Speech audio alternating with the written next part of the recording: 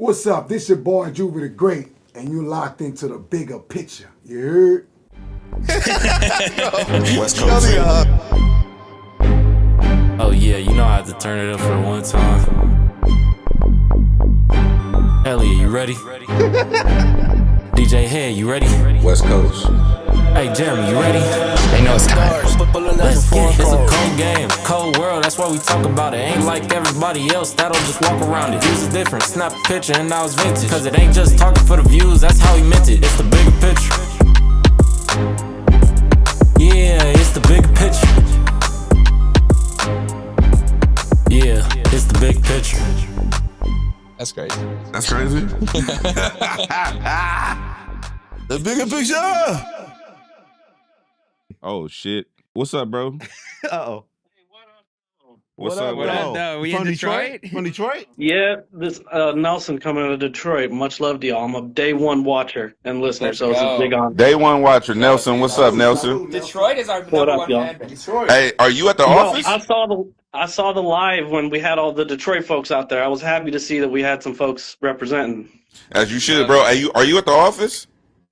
Yeah. Are you like in dental or medical? Legal.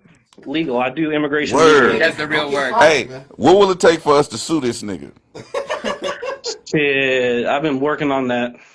I've been Okay. thinking the same fucking thing. Want to sue? I want to sue Jeremy for being late. Wait, you're suing me? I thought you were talking about. Well, yeah, Canadians I sue thought we us. were We talking sue about you. 5 minutes back. So look, how much? What's your question, bro? Yeah, so my question's primarily for Head. First of all, I wanted to give you the shout out too because, you know, somebody who's been speaking a lot about black and brown solidarity and talking about the ICE raids and shit that's been going on, you know, as somebody who is doing the work on the ground with the legal shit and the organizing shit, you know, we appreciate it. You know, it's good to see folks out there. Shout out to Jeremy too. I saw that interview you was doing with Will I Am. That was really dope. Be me? Love, bro. In that spirit, Nothing.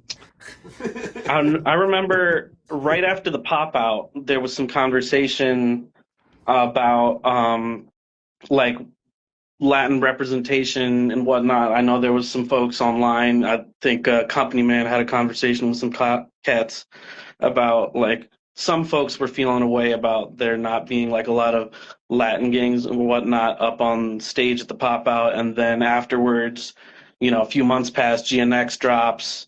There's, you know, the mariachi singer on the hooks and all the, you know, some Latin influence in the sampling and whatnot. So I was just wondering, I know be saying Dot's always watching, always listening. So I was wondering if there was any truth to some of that, you know, like whether or not that was conversations that was happening or if that's even something you can talk about.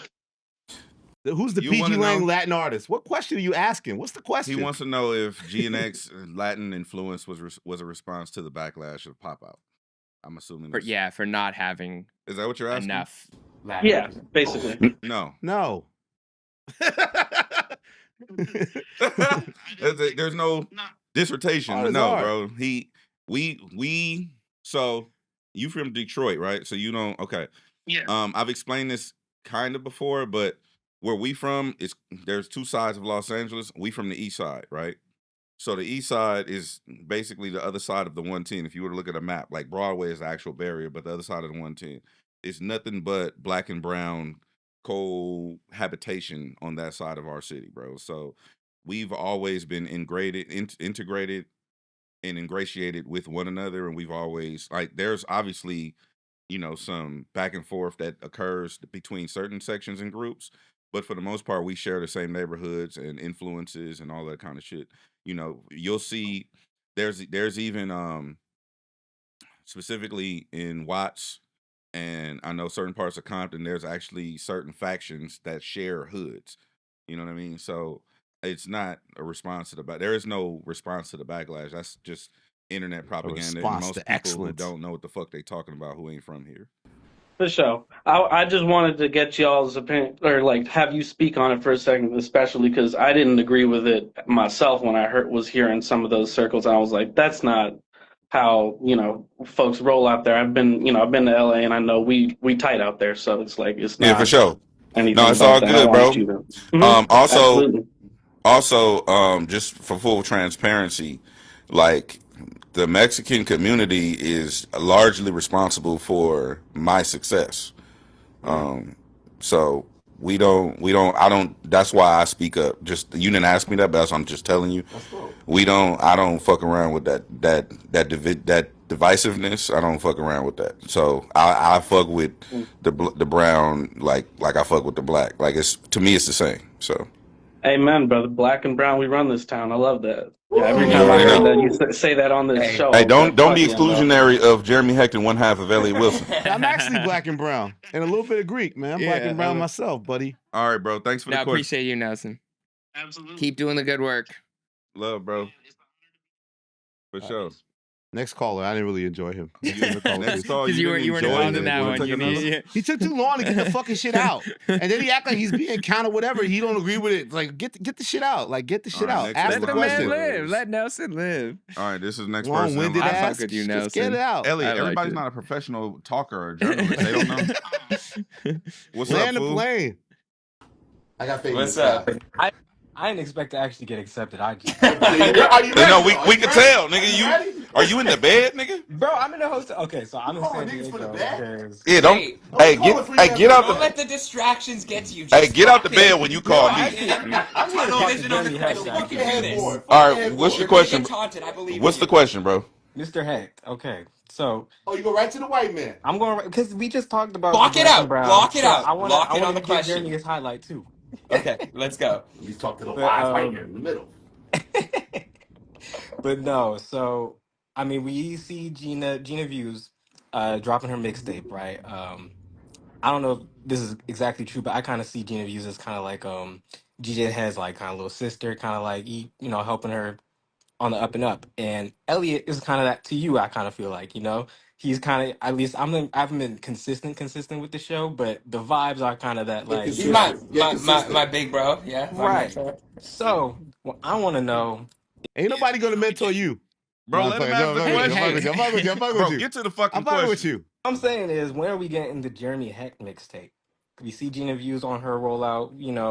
I want to know when are we getting the Jeremy Heck? I mean, I'm seeing Elliot Wilson. He got a JID interview, a Ray Vaughn interview. He getting greedy over there. We need some of them on the bigger. I gotta compete with Effective immediately. What you want me to do What? out here? He There's always, ain't this low. nigga tripping. Just don't do that. And Stop Hot 97. triggering this nigga and stick to your question. So hard. It's so fun. Hold on. It's so funny when Elliot crash out, bro. Don't stop crashing out. Okay, nigga, stick to your question. You You want to want know to? if I'm dropping a mixtape I anytime want to soon? know. I want to know about the Jeremy Heck mixtape. I want to know what type of features you would want on the Jeremy. Ooh, there we Heck go. mixtape. Okay. And I also want to know, how has your art, like your artistry and your creativity, helped your journalism? Like I'm in a hotel right now. I'm currently in UC San Diego. I'm trying to do journalism. I'm trying to talk about rap, talk about hip hop, but I'm also a creative person. So I'm trying to balance those two things. I want to know how your creativity has. Hey, this guy's winning me over now. This guy's winning me over. Okay. You won He's over winning me over Elliot. now. Okay, You winning me over now.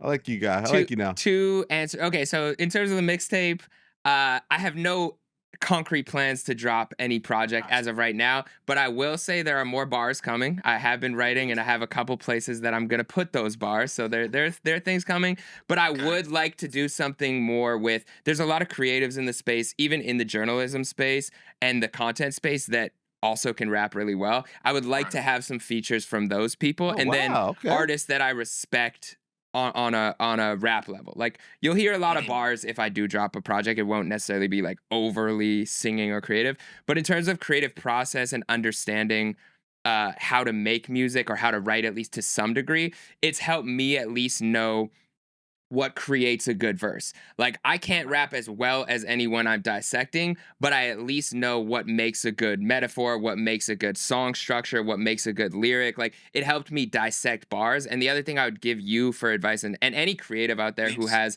multiple interests and multiple fields that they want to attain success in, is don't let one distract you from the other in terms of like if your main goal is like journalism right now, lock in on that, but also don't let it limit you, because sometimes you can just do things for you. You can make a song and just put it out in the world and not care too much about it, or you can do a project like, I know Elliot didn't like Tyler's last album that much. We talked about this, but the reason why I loved it is because I think it's okay to just do things for the moment. Like if you want to do something where it's like a video piece and you don't want to put too much into it, but you're inspired, put that shit out. If you want to do a written piece, write something. If you want to do a song, put that, like, don't put too much thought into your creativity. If you're inspired to do something, do it.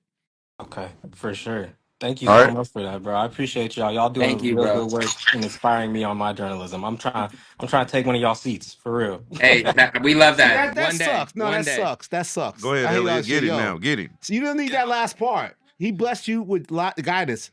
It's not a fucking competition. Nobody. It's not a competition. I didn't tell Nelson. I gotta I compete didn't with tell- effective no. immediately. It's not a competition of like the person ahead of you, the OG above you. I'm gonna destroy you, Nelson George. That's not how I became who I was. You young boys that get so gassed up. Let me do my critique of B-Dot. And is B-Dot better than Elliot? Because I want their seat. It don't work like that. You're gonna get the seat with your own work. You ain't taking me out. You ain't taking nobody else out. There's no infinity stone. Do your shit and get lit, nigga. No, it's Do your Infinity shit and get lit, Stones. nigga. What the fuck Do are your you shit and get talking about? lit. So stop that. So You instead of some real searching, genuine good advice. By having some bullshit competitive thing at the end. There's no need for that. I'm not shitting on it, but You're not taking no one's spot. You're earning your spot. You ain't taking no one's spot. You ain't taking no one's spot. I understood what you You meant, ain't Nelson. taking no one's No, spot. no, but think about Earning this. your spot. Think Earn your about this, spot, Elliot. nigga. Join the dance. Come in the club, nigga. You ain't taking me out the club. I'm in the club too. I'm in VIP, nigga. And you might be able to join me. You want to drink? You want to drink, nigga?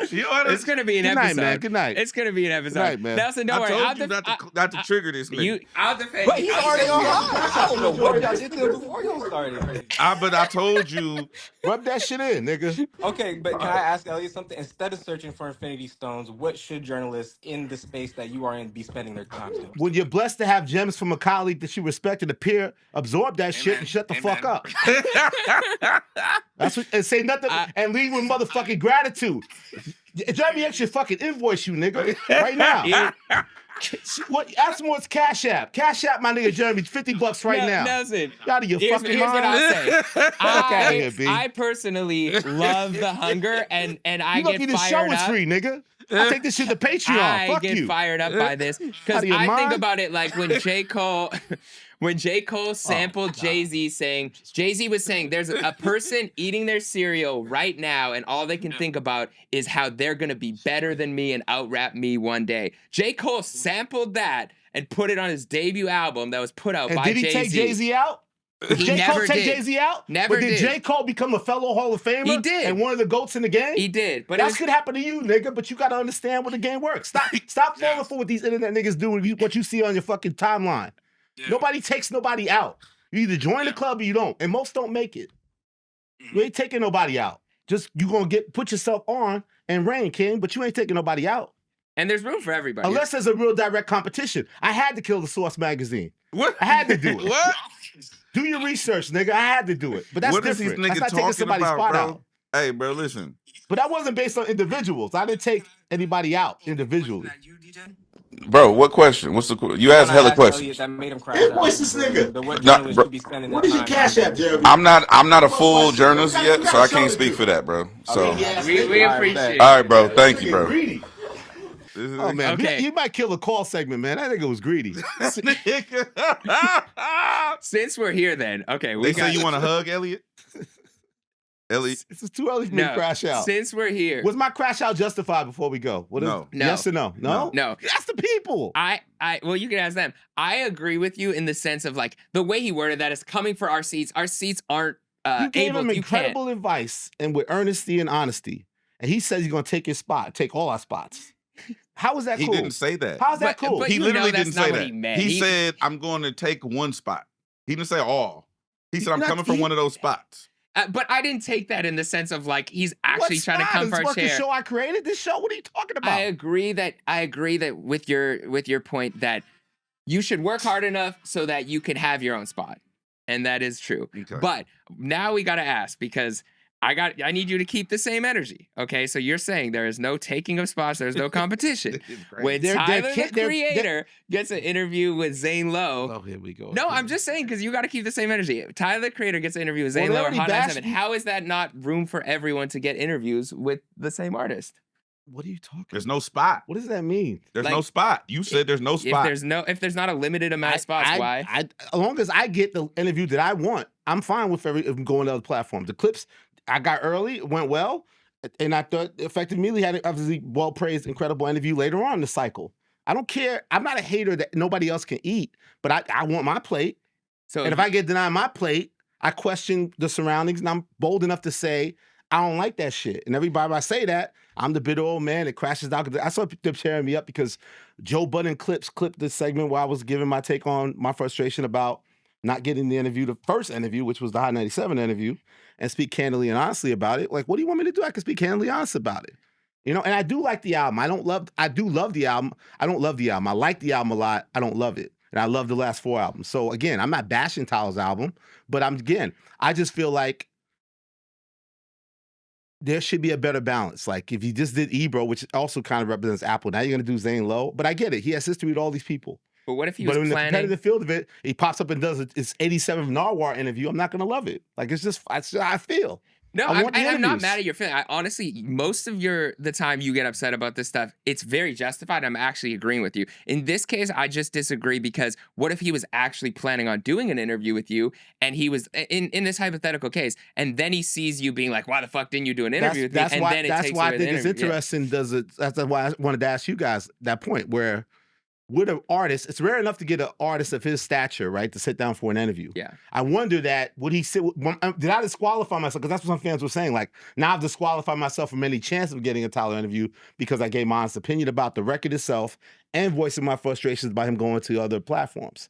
I guess my question is, do you think a A-level artist, the artist that is A-level, where A-level artists don't do media as a golden rule, would sit with someone who has been critical of their album and have that dialogue? Because I get tired of every interview. Like, he talks about how he wanted to go in this different direction and not do the Tyler style of fussing over bridges and making these things. He just wanted it out. And when he says those things, no one asks him any kind of follow-up challenging question about, well, why is that the right decision? Or, do you stand by that? And I think that the album overall is not being as well received as his other albums. And I wonder, as much as he could say it doesn't bother him, I think that as an artist, it is that way. I think he will end up doing more press because the album is not being as well received as his previous albums. So I wondered, would an artist sit with somebody like myself who can fairly just say, you know what, that album wasn't really, to me, on the level of your other albums, but I'd love to talk about your decision, why you did that, and have the deeper conversation. Like, would a person like that sit with me at this point, or sit with somebody who's been critical of their album?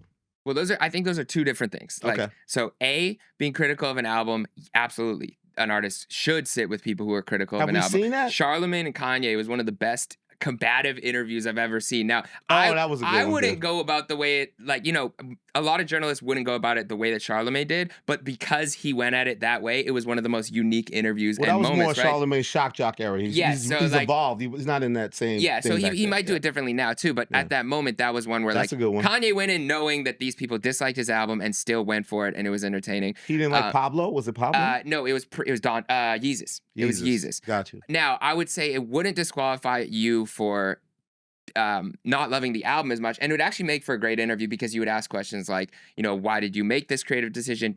Would you rather have taken more time now looking back at it? Are you upset about the reception? I think those are very fair questions. Yeah. The only thing that I think would maybe disqualify is being critical of someone's decision to do other interviews or the way they're doing press. I think those are two separate things. Like, that never works. Yeah, that so I should learn to remain silent when other platforms get an interview that I covet. Or cover the interview and be critical of the interview or things that are said, or cover the things that are said, but don't just be like, why the fuck are you going here, here, and here? That's the fair. only thing That's that I fair. think could disqualify. I probably think that you agree with this sentiment there, DJ, I would assume. I don't think it's because you be critical. I think you just do a lot. Niggas don't fuck with that. You do a lot of you do a lot. And you crash out and you go off and you have your rants. It's just a lot for niggas. Why would niggas want to come do that? Now, Okay, that's fair. I sit with artists who I'm critical of their albums. I think it's just the way that I go about it. It's not where like I'm disappointed in them. I question the motives behind the decisions that they make on the album or whatever the case may be. So like but I ain't gonna lie, like G Perico, shout out to the homie G Perico. He told me he don't like playing me no music no more. And he stopped. For years, he would send me songs like, what you think about this? What you think about this? What you think about this? And then one day he just stopped. And then I remember, shout out G Perico. And I remember him pulling. He came up to the radio station. He came to the radio station. He's like, "Yeah, I don't like playing this nigga records no more. He don't like none of my shit." And that's true. Like, but also, I think the lens that I'm coming from is different than your lens. I come from you're more of a journalist. I come from a musical standpoint. So my critique of the music is based upon choices and potential. Like. At the time, I stayed with G Perico. At the time, the music he was making, I knew that he was better than. I knew that if he just applied a little bit of effort or a little bit of forethought, he could make better music than he was currently making. Same thing for Roddy Ricch, which we all know that, well, I don't know if y'all seen the clip, but it went viral. Like me telling Roddy that I like this shit is whatever. This shit is whack. You could do better than this. When he was making that was the second album, Feed the Streets too, I think. And I was like, this shit is whack. You could do better than this. And he went and re-recorded for like 2 weeks. And now, he had classic shit. But same thing with Ty or YG or whatever story you heard, the Nipsey Hussle story I told, right? It's not from their art is done and I'm critiquing the art. And I want the interview to critique the art. No, play me the album before you turn that shit in. Not because I'm the end all be all or whatever the case may be. But shout out to Terrace Martin. But because I'm going to tell you I'm a fan, number one. If I'm listening to your shit on that level, I'm a fan, right? So I'm a fan first. I know as a fan what I want to hear from you as an artist because there's a reason why I'm a fan of yours. Second thing is I can actually musically articulate what things I think could improve. What worked and didn't work. And Correct. Your judgment, Based on my you have an informed ear and a production background, right? And then the third thing is your potential. I know when you go in there and mail it in. That's why I have the show Honest Feedback where I critique the music. I can, and this is also pro tip for the artists that watch our show. When you go in and you're reading your lyrics off your phone or notepad, I can hear that shit. The average person probably can't hear it. I can literally hear you reading. Memorize your lyrics, go in the booth, and then rap it like you're performing. The energy, this is some spiritual shit, but energy is transferable. So when you're rapping your lyrics and you're just, I'm tired, but let me knock this verse out. I can hear I'm tired, but let me knock this verse out on the fucking album. There's blockages too. If you're reading, it's like I can hear that energetically. You know what I'm saying? The vibration is different, the frequency. So I'm just saying that to say our lenses is probably different when we're critical of albums and music, specific to the people that we interact with. From an interview perspective. But I will say there probably are artists that avoid interviews with someone who is critical. I don't think there's artists who are willing to go. I think there are artists, who are willing to go and sit down with that. Kanye Charlemagne was a rare moment. But that was rare. That was a rare moment. One last thing I'll say that also I try to explain some You got your sippy cup, Jeremy. You got a big sippy cup? Oh yeah, I do.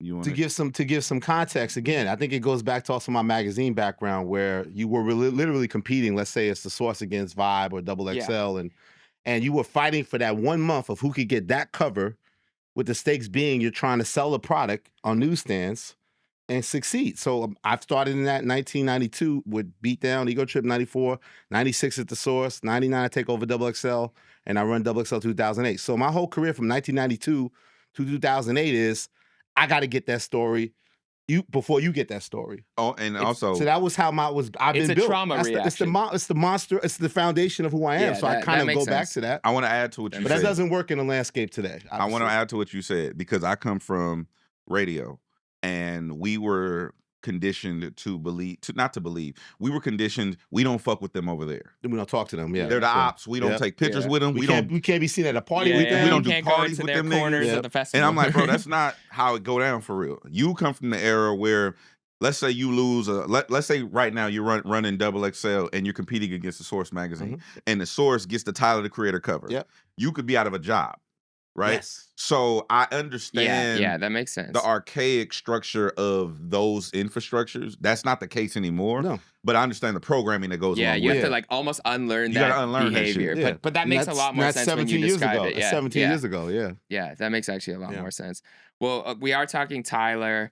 Let's go there since we're already there before we go to Metro. So there was, a few posts about it, right? There's people that clip things, and the Travis Scott clip went viral a couple weeks ago where we were talking about merch bundling. We were all very critical. Specifically, you were I wasn't critical. Okay, well, I was critical. Elliot was He was hypercritical. dismissive. You were dismissive. I don't care. And Elliot was I critical. was dissing. He was dismissing. Over Travis Scott basically being the highest selling artist in hip hop through merch bundling, and specifically on this and his days before Rodeo, where he was selling, 300K, and 90%, 80% of that sales came from selling T-shirts packaged with a CD. Now, Tyler, the Creator, his album sales came out, and people were questioning whether out of good intent or not, because I think a lot of people that post these that are questioning things really just dislike the person that they're questioning, and we see it a lot. Side they're on, yeah, they use it as like, why aren't bundles you against How much? each other? Let me see. But so Tyler tapped. He had a big first week off bundles, and then he took a decline. Is that So what it Don't is? Tap the Glass. It moved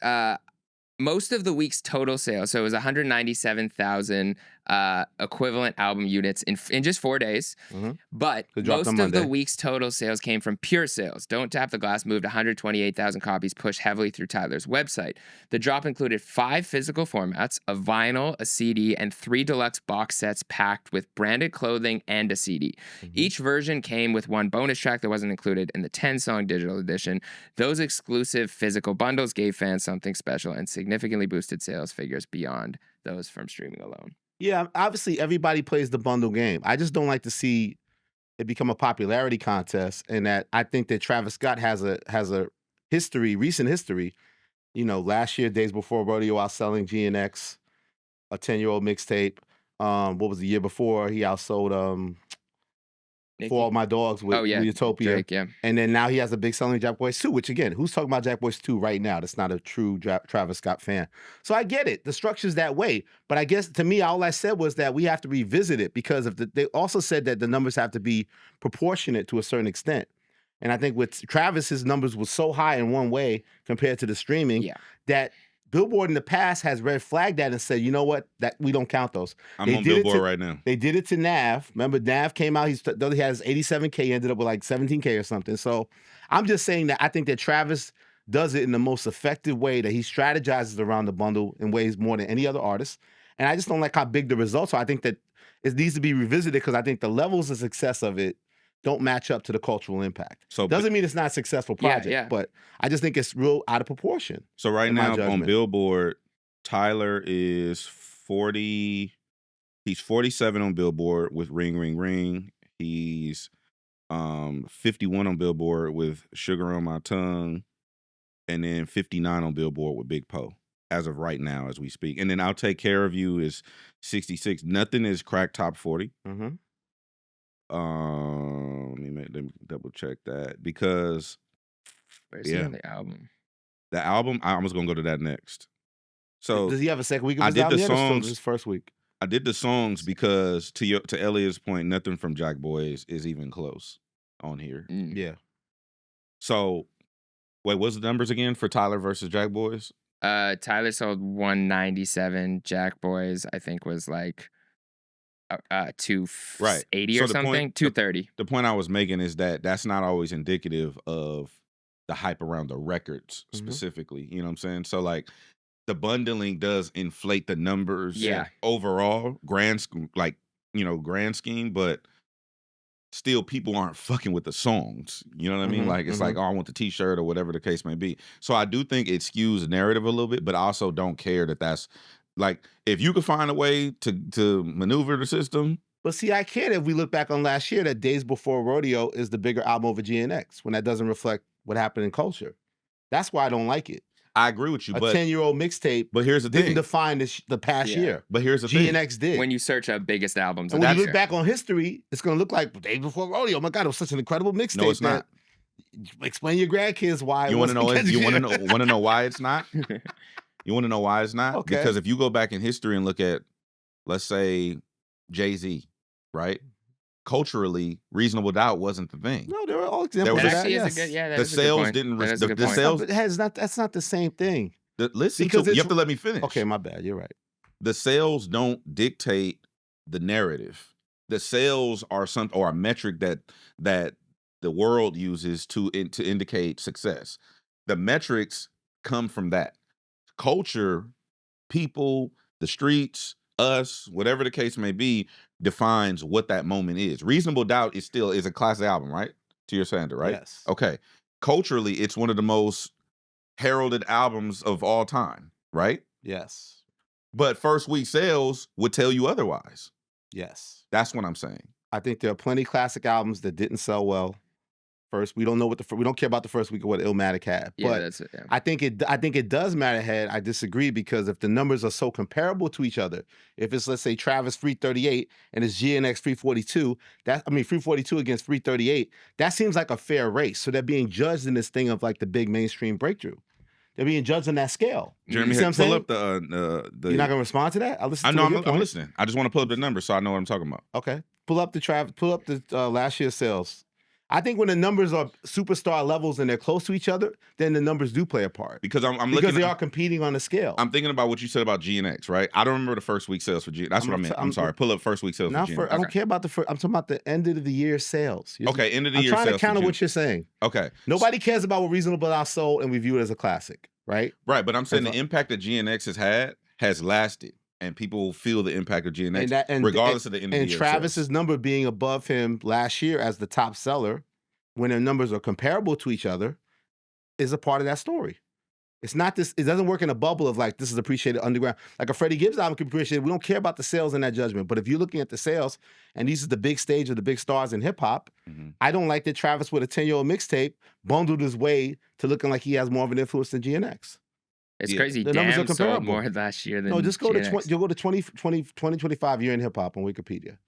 And then at the end, it'll tell you the top 10 albums of the year. I get what you're saying, but what I'm saying is I don't think that quote unquote culture gives a fuck.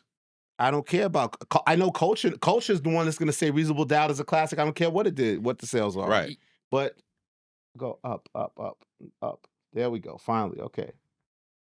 Is this it? This is no, not last year. You said 2025. Last year. I'm sorry. Okay, 2024. okay. We're in 2025 now. Last year. He wants to know the end of the year sales for the albums. Because that's what matters when you look back at the year. What were the big albums of the year? That's my counter to you is I don't think people are looking at back end of the year sales like that. Well, I think there's two different searches because I was searching best hip hop albums of 1994, which I think a lot of people would search best hip hop albums of the year. And you see Illmatic at the top, but the Illmatic first week sales are 59,000. I think people are going to look back at history similarly, like best hip hop albums of 2024, greatest hip hop. They're not going to be like highest selling hip hop albums. Exactly. So I think the search will change a little because I do agree it would look skewed.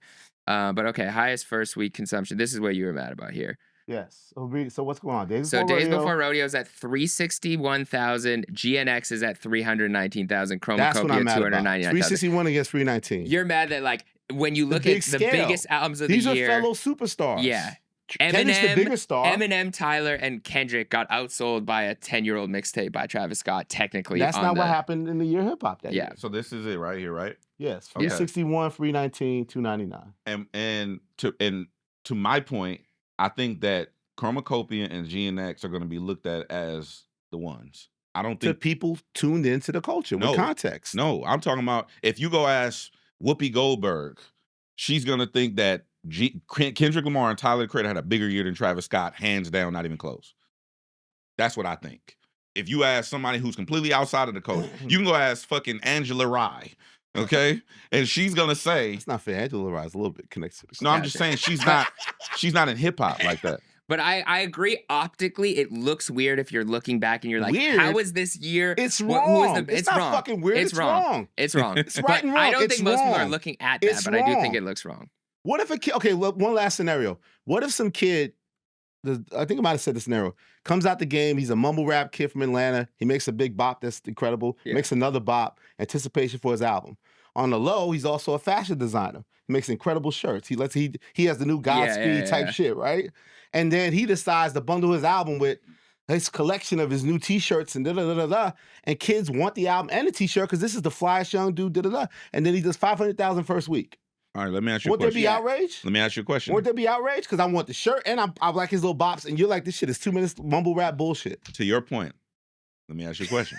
What if the top person, like let's say Dot did bundles, and it reflected of both the metrics and the culture, would you have a problem with it? No, I don't have a problem with people manipulating the bundle system and not playing it in a fair way. And I think that's what Travis does. Drake and Kendrick have gone out of their way. It's interesting because with the battle, they said all this bot stuff, right? Because I looked at it, it never seems like Drake and Kendrick have played that game, or J. Cole. They haven't played that game of like bundling to raise their thing. No. Academics has been very critical of Drake for not playing that game. Correct. Well, he could have used that way. Or even doing the vinyl thing. So they haven't played that way. They've played it the old school fair way. Travis has been the face, to me, of a new regime of people who have to do it that way. And again, Billboard has to constantly re-examine how they count a sale with destruction. All I'm saying is that we're seeing a pattern of Travis over-exceeding what the real cultural impact was of these albums. And it's a pattern. I just think it needs to be addressed. No, I'm it's for 3 straight years. I do agree, and I think the difference with the Tyler and the Travis thing, and we kind of talked about it last time, but I do want to really hone in on the point, is it's still about the music with Tyler. Like, Tyler has his store, right? He has the golf store, which is huge on its own, and people have lines down the block for exclusive stuff there. This wasn't that. If you went on the website, the majority of what he was selling was CDs, exclusive vinyls, the songs that you got from the vinyls that you didn't get on the album. The fans are fans of Tyler, but they're fans of Tyler's music So it's like, more than anything. Are you leading with the t-shirts or not? That's what I'm saying. Yeah, is the t-shirt up front or is the t-shirt in Do I the want back? your t-shirt or do I want your music? I think that matters. So What I you got, DJ? Don't Tap That Glass last week was #1 on Billboard. Where's it at right? now? Now it's at #4. It's only been on Billboard chart 2 weeks, right? So then if you look at Jack, Do we see the second week number? What's second week number? I couldn't find it. Yeah. So then now Jack Boys 2 has been on the chart for 3 weeks. Last week it was at 4. This week is at 9. Right? Still hanging on. Still No, doing well. I'm just saying if you curve that, if you grade it on a curve, Jack Boys is falling faster than Tyler. So do you the question is, would you want staying power because it's real, it's legitimate, or would you want just the overall, I got a #1 rec album in the country and then take the fall off? It's not an either or. If you're an artist, you want to always debut #1, and then you want to have staying power. That's how I view it. So how you get That's why you put records out. So to me, nobody's turned down a #1 album. Nah, I just want to be #2. No, like, so, I want to be out of the top 10 the following week. You want the same thing. You want to be #1, and you let it keep #1 position. To or me, stay there. I'd rather have what Dot, and this is gonna sound biased, of course, whatever internet. I'd rather have what Dot and SZA had. Luther domination. Good Kid, Mad City was still on the chart 10 years later. 10 years. SZA has the longest running.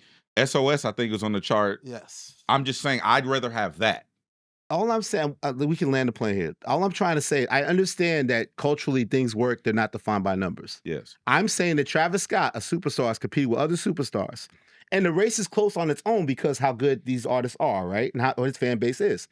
And I think he's getting an extra boost with his bundles that is making his numbers look a little bit more smidgen above what his value truly is. I get the problem you have. In my judgment. Yeah. In a superstar race where he's already a fair competitor. So you say he don't need to do that? No, he needs to do that to show his dominance. He's winning with it. He's winning by doing that. At a point where the collective voice to me is that the majority of us feel like his music is not as good as it used to be. That he's on somewhat of a slight decline musically, and in terms of impact, coming off Astroworld. That seems to be the overall consensus, and I agree with that. Meanwhile, the numbers are reflecting the total opposite. Real quick, while we're on Travis Scott, did you guys see that someone proposed while listening to You so Fiend excited. at Playboi Why Carti? did you send me that, Jeremy Heck? You didn't like that? Was that a real thing? It's real. Do you have the video of this? How could you hear this guy? You gonna marry this clown?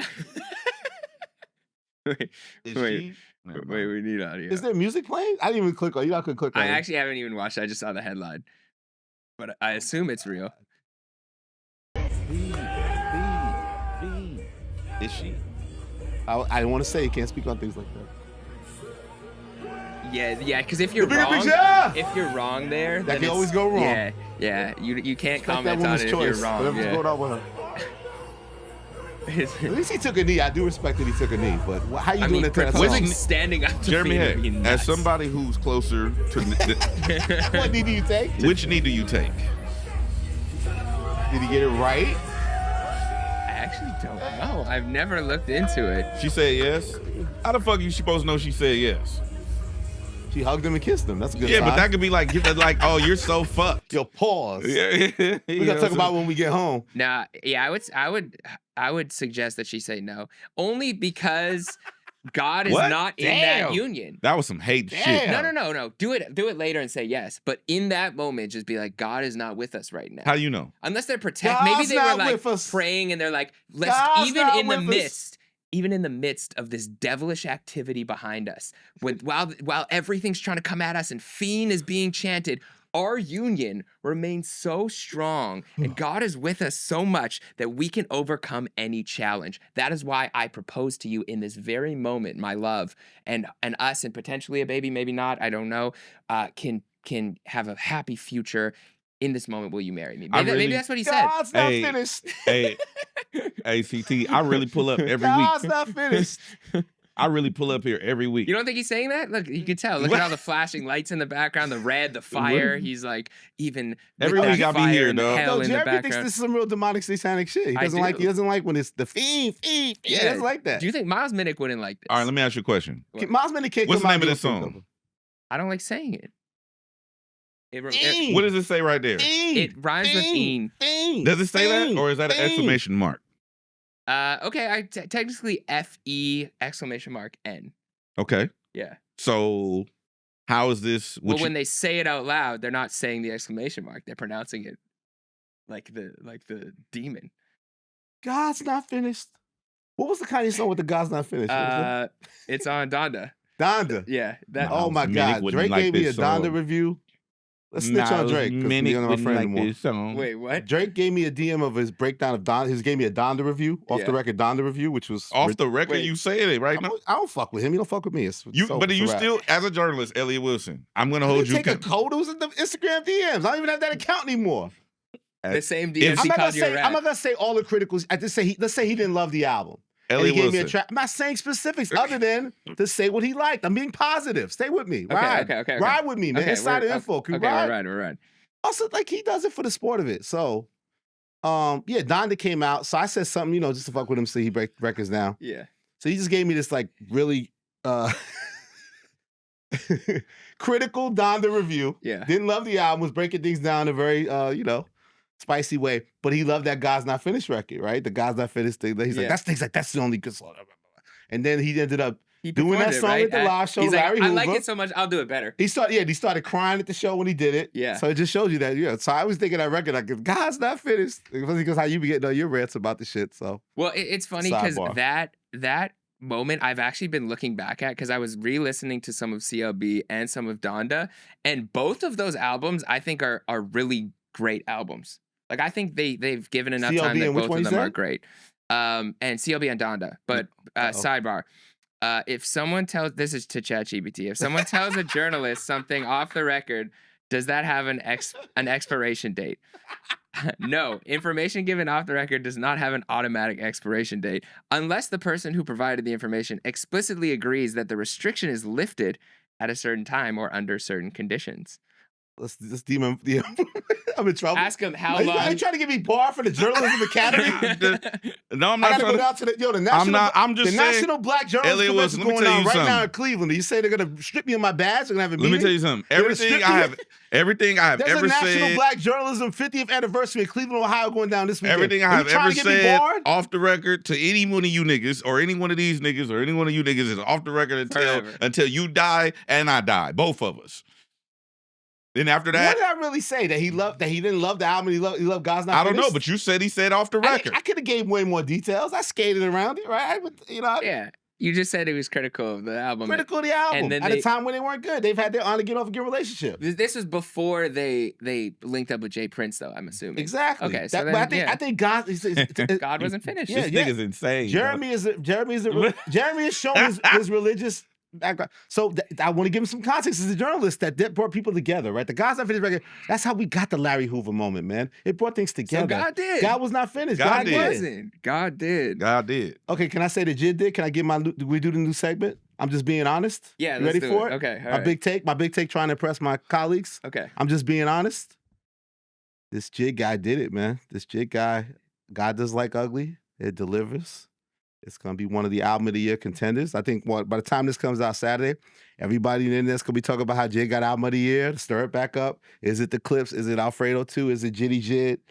JID did it, man. I think it's gonna take him more mainstream with this album. I think he delivered the promise that the pressure you put on him, Jeremy, from him? what you've been wanting from him. I think he's gonna go to another level. And I don't know if you guys have had a chance to listen to the music yet. He told me not to share it with you in full transparency. He said, "Don't give it to Jeremy." He and he has an issue with DJ Head that he said he will address with you when it's time. Besides that, give me 1 second. It's a new segment. It's called I'm Just Being Honest. Let me get my shit off. And I don't know what the record sales are going to reflect per se. I think what I like about the album is that clearly JID has built his own cult following, has a signature sound. I think he does that, but also takes his sound to a more mainstream level, kind of like Playboi Carti did with his last project. I think the album's going to continue to sell. I may not have the big first week, but I think it's going to be a consistent seller. And then, as he told me through the interview, I have an interview with him on Elliot Wilson Experience. It was not the bigger picture, even though I was wearing a bigger picture shirt. I was cross-branding, trying to support my team here. It's the Elliot Wilson Experience interview. It comes out next Tuesday. He told me in the interview, as we always talk about DJ Head, he's about those hard ticket sales. And I think that he's going to have a big tour after this Dollar and Dream stuff he's doing. And I think his ticket sales are going to go to even a higher level on this run once people digest this album. I don't know if you guys have heard it, but I think next week we could have a deeper conversation about it. But I just want to say that I think JID did it. I think he's now in the conversation of be top guy in the game, like conversation, top 10 MCs conversation, top 3 albums of the year conversation. So I'm excited that I think he delivered. I'm happy. DJ had a question for him, sorry, or a comment. I had a question. Is there a slap on there? There's some slaps on there, yeah. There's slaps. There's also like one more kind of R&B vibey kind of things you could play. Like I think it's a very diverse album. Yeah, I haven't heard it's it. them crossover shit. He told me not to share it with you. I don't know. He says sometimes you have to have a conversation with you. Yeah, I know. Can you share with us? No, I don't know. I'm saying I'm pretty sure that because he haven't sent it to me. But what do you understand why what he would want to have a conversation about? I think there may be a little bit of a difference there. I think I might have an idea, but I don't know. From what I know, it wasn't a thing. Yeah. Okay. I hope I don't have smoke. I want to hear that. I don't give a fuck about none of that. I want to hear. You guys haven't heard the album at all. I haven't heard the album. I said, nah. I've heard the album. I've been playing the I album don't give a fuck about. But there's no competition. None of that shit. Did I tease you and put the art and send it to you? The guys didn't even respond. Did you see when I did that? Did you notice when I did that? No, I didn't see. Oh, I tried to dub y'all and y'all didn't even notice? No. Well, because I have it like on a secret player. I try to do the artwork and show you I'm listening to it. I didn't say anything. I didn't see it. Yeah, I was going through everything. I didn't see that one specific thing. Or maybe I want to hear the album. Yeah. I don't give a fuck about him being mad at me or none of that. I want to make. Well, it comes out tonight. No, I know, but I'm just saying. This is something I told JID. I told him because we talked on the phone like 2 weeks ago or something like that, and I was just encouraging him. Well, I've been talking to him throughout the summer or whatever, right? I've been encouraging him to really, really dive in on this project because I think that he has an opportunity. I think the lane is wide open for him to really assert himself as one of the dominant players in hip hop. And I was just, you know what? I don't think maybe he might be upset with me because I'm like hypercritical and I'll be on him, like, bro. And I'm trying to stress the importance of this specific body of work. Yeah. Not from a hard ticket sale, asses and seats perspective, not even from slaps. From there's a void, right? Yeah. What Offset said on Joe Budden. There's a void where, for lack of a better way to say, people think that people from over there can't rap like that. Offset can rap. Offset is dope. Yeah. I don't like that narrative. We're gonna talk about Offset. I want to talk about Offset. I don't like that narrative that people from Georgia can't rap. That it's just mumble. And no, it's not. Niggas is rapping. Lyricists. Hell yeah. It's not just Andre 3000. It's not just niggas from Carolina that got bars or like Big Boy. Or New York or Virginia. Niggas is rapping in Georgia. Yeah. You know what I'm saying? And JID has an opportunity to spearhead that movement. And that's why he might not like that I've been critical of that, but I really want him to completely own that and take that and be the nigga. And I guess I've been hard on him. I don't know. But that's and Jeremy, you've expressed a similar thing of you put early way back. Yeah, this is last refer to year. previous episodes of the bigger picture. I literally said I was like, if he wants to right now, if he delivers a great body of work that is considered either classic or top tier, and he raps his ass off, and he has a couple songs that can be played or take over to some degree in the space and put him in a new conversation, he could be the guy for his entire generation. Like, I think like that spot is, and what you're saying is he did that, right? Like, That's it's going to be fun. So yeah. let's table that. I'm just being honest. I think that he delivered it, and you're going to feel that way. Maybe you won't. We'll find out next episode. Yeah, you guys can let us know in the comments if you've heard the album now, if he delivered. No, they already heard it by now. They heard it. Yeah, that's what I'm saying. So, they're in the chat. Yeah, saying like it's the album of the year or not. Is Elliot right on this? Or I not? hope so. Yeah. You in trouble? I hope no, so. He specifically, not just you guys. He specifically told me don't share the link with anyone. Yeah. So I had to honor that. I would have shared it to you guys. I mean, I don't. Well, he told you that off I don't the hold record. my exclusives. So maybe in 10 years you gonna share the link. Let me tell you, I'm retiring off the record. Fuck that. Everything's on the record now. Everything on the record, Wilson. Everything's on the some record. people are shaking in their boots now. Don't They're even like, talk damn, to me anymore. 10 years ago. There you have it. If Shad Boss didn't let you know, it's over. Off the chat. record's over. If you tell Elliot anything, it's on the record. On the record. I might even have some things I got to think about. But Are yeah. you guys mad that I've heard the album? You guys have it? No. No. Oh, okay. No. It come out tonight, Elliot Wilson. Yeah, I'm excited to hear it though. I really am Niggas don't excited give to a sit fuck. down. But you like listening to stuff early. You still have the Joey Badass album on your phone that we haven't heard yet. We don't even know what Joey's doing with this album anymore. Mixtape. Is there any any update? Any update on Joey? What's Joey doing? He said Monday. I haven't talked We to didn't him. get shit. I haven't talked to him. He lied. This is like when Tory Lane said, "I'm going live, exposing Interscope," and then we never heard about it. Who's he after. fighting with at Niggas know who Columbia? to play with, not to play. Yeah. That's fair. That is very fair. It's not going to that Hey. Pin Fly mixtapes. It's not going down. You know what? I actually have a take based on what we were talking about. How did you frame it? If I'm being honest. I'm just being honest. Okay, I'm just being honest. Like Andre 3000. I'm just being honest. I'm just being honest. I think fans should never mention a sales number of an album ever again. Wow. I think it's okay for media personalities to speak about it. I think it's okay for Billboard to talk about it. But fans should absolutely never bring up numbers as a metric of music. No metrics for the uninformed. No, Strip them of the metrics. We already see Strip all 'em. these merch bundles. We already see all this stuff going into what the sales look like. We don't even know what a sale really means, let alone the average person listening to music. Do you like the song? Do you like the album or not? That's it. Give your opinion on the music. Give your opinion on performance, on a song, on a music video, but never mention a number again. So you think we can't have a reasonable, so Head's point earlier, we can't have those reasonable Dallas Illmatics, Good Kid Mad Cities that aren't defined by numbers in this era because we're so I think it numbers gets too conscious messy. now. Like people can't, like it's like these 13-year-old kids are like, well, this album didn't sell anything. It's shitty.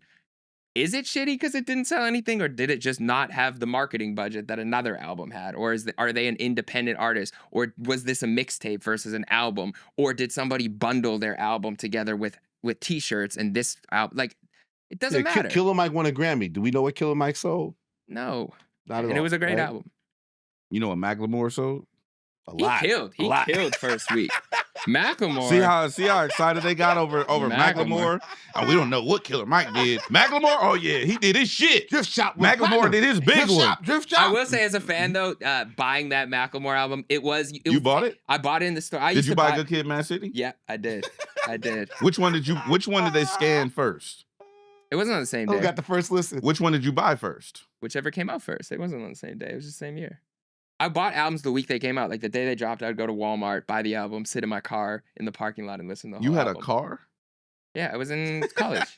Oh, Yeah. thought you was in high school. No. I was in college, and I would go like listen. Like nothing was the same. That whole era, I would listen to the whole album front to back with my eyes closed in the car with like my seat back reclined. Just really. That is. I dig in the remember that's your movie. listening Yeah. experience.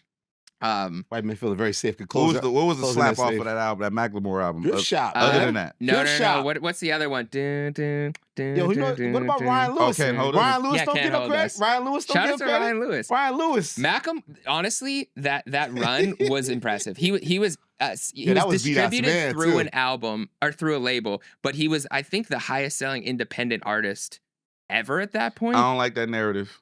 The first unsigned artist in modern history to hit #1 on the U.S. charts I don't like that narrative. What's the narrative? I don't like that independent shit. when they're Yeah, not fully niggas- independent. Niggas be doing that, and you selling the dream to these kids. White man can't Him, be independent. Macklemore, Russ, LaRussell. I done talked to you niggas before about this shit. Well, I was You disappointed hate when independence. No, I just don't like it being oversimplified to these kids who Weaponize- think so they they can go weaponize distro independence. kid and go platinum. So they weaponize independence. No, it's a false sense of reality when you have infrastructure. Like, you are an independent artist, yes, because you run your own ship, but because people aren't a little like me, divergent enough where words have definitions and we stick to the definition of words. It's all colorful and nuancy. So when it's all nuancy, when you say independent, everybody think, oh, I'm out the mud with it. I'm DIY. I'm So Curtis King. I do it myself. When actually you have a distribution partner or a partner with resources that allocates marketing or promotion, or even if they just distribute your shit. If you don't put your shit on Spotify yourself, if you don't upload your shit, you don't upload your shit yourself. If you send your shit to someone and they do it for you, that is a partnership. I'm not gonna lie, I was actually heartbroken when I went to go get the Macklemore album the first time, and they said, quote me on, don't quote me on the record label, I don't remember, I'm just gonna use Warner as an example here, but they're like, oh, Warner hasn't sent the albums in yet, and me, like 18-year-old me, arguing with the guy at the counter at the record store, I'm like, no, he's independent. What do you mean a label sent the albums? See? They're like, no, well, See? I don't know. The label is the one sending the albums and they don't have any more. They sold out, so the label's going to send more. And I had to go do my research and find out that he was actually distributed through a label as a partnership. Now, he did own the masters. It was independent in that way, but you're not just independently going #1 the way Macklemore did without some sort of partnership. And then when the songs hit, a distribution part of Warner's activated those records. Mm-hmm. Also, I'm gonna be honest. Slaps. Budget. What's the segment shit? If I'm being honest, I'm just being honest. I'm just being honest. I'm old, dog. I come from an era where we was dropping boxes of CDs off at swap meets ourselves, out the car, shout to Slim Thug, platinum out the trunk. I come from that era where we're literally DJ Drama, Don Cannon, Lake.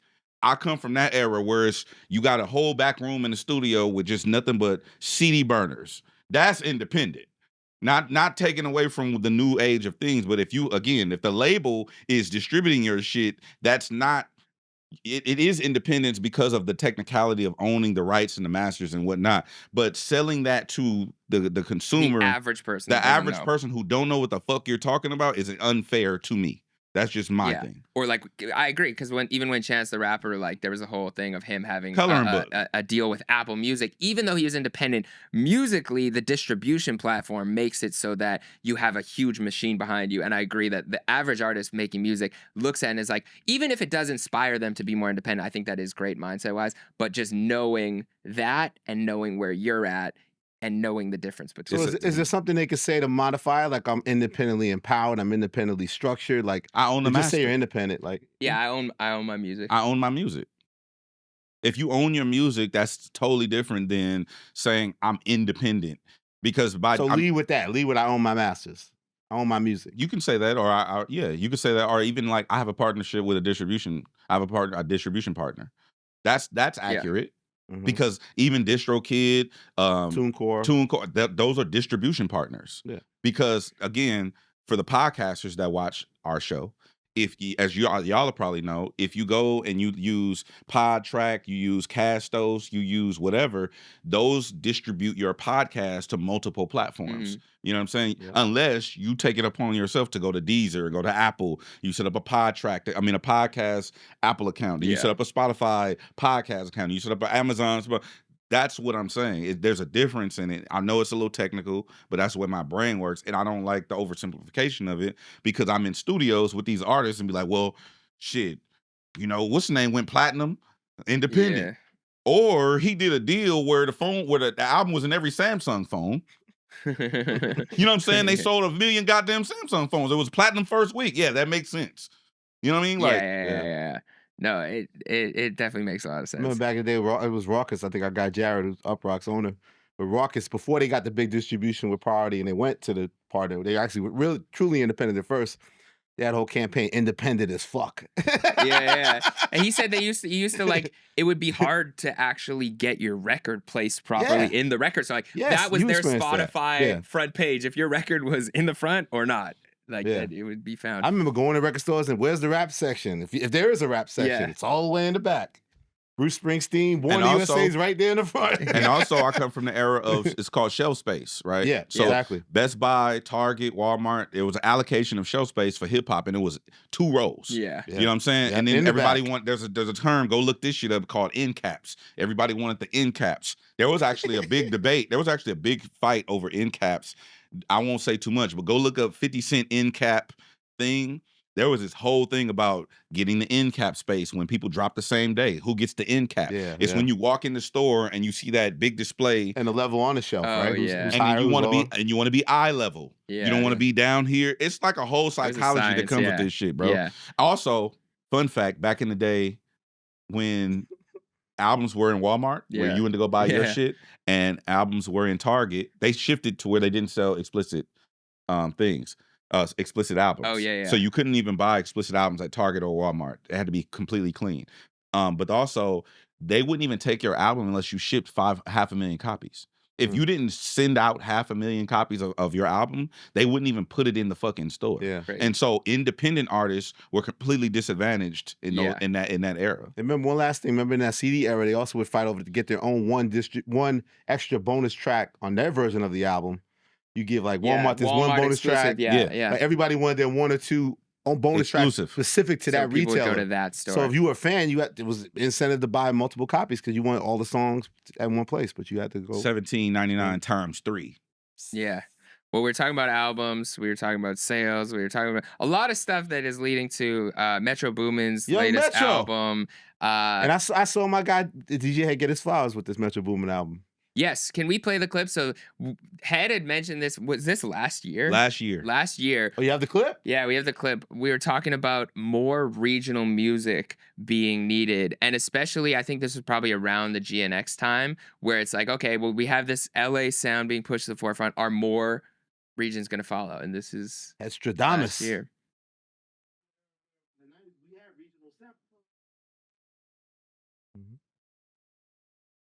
Regional sounds. I come from the era Yo, where Metro. in the 90s we had regional sounds. There's nothing wrong with that. I don't necessarily love the era where you don't know where this beat's from. Like LA has a certain sound. Well- whether it's LA, whether it's the Bay, and this album magnifies that. So in my humble opinion, music was better when it was regional.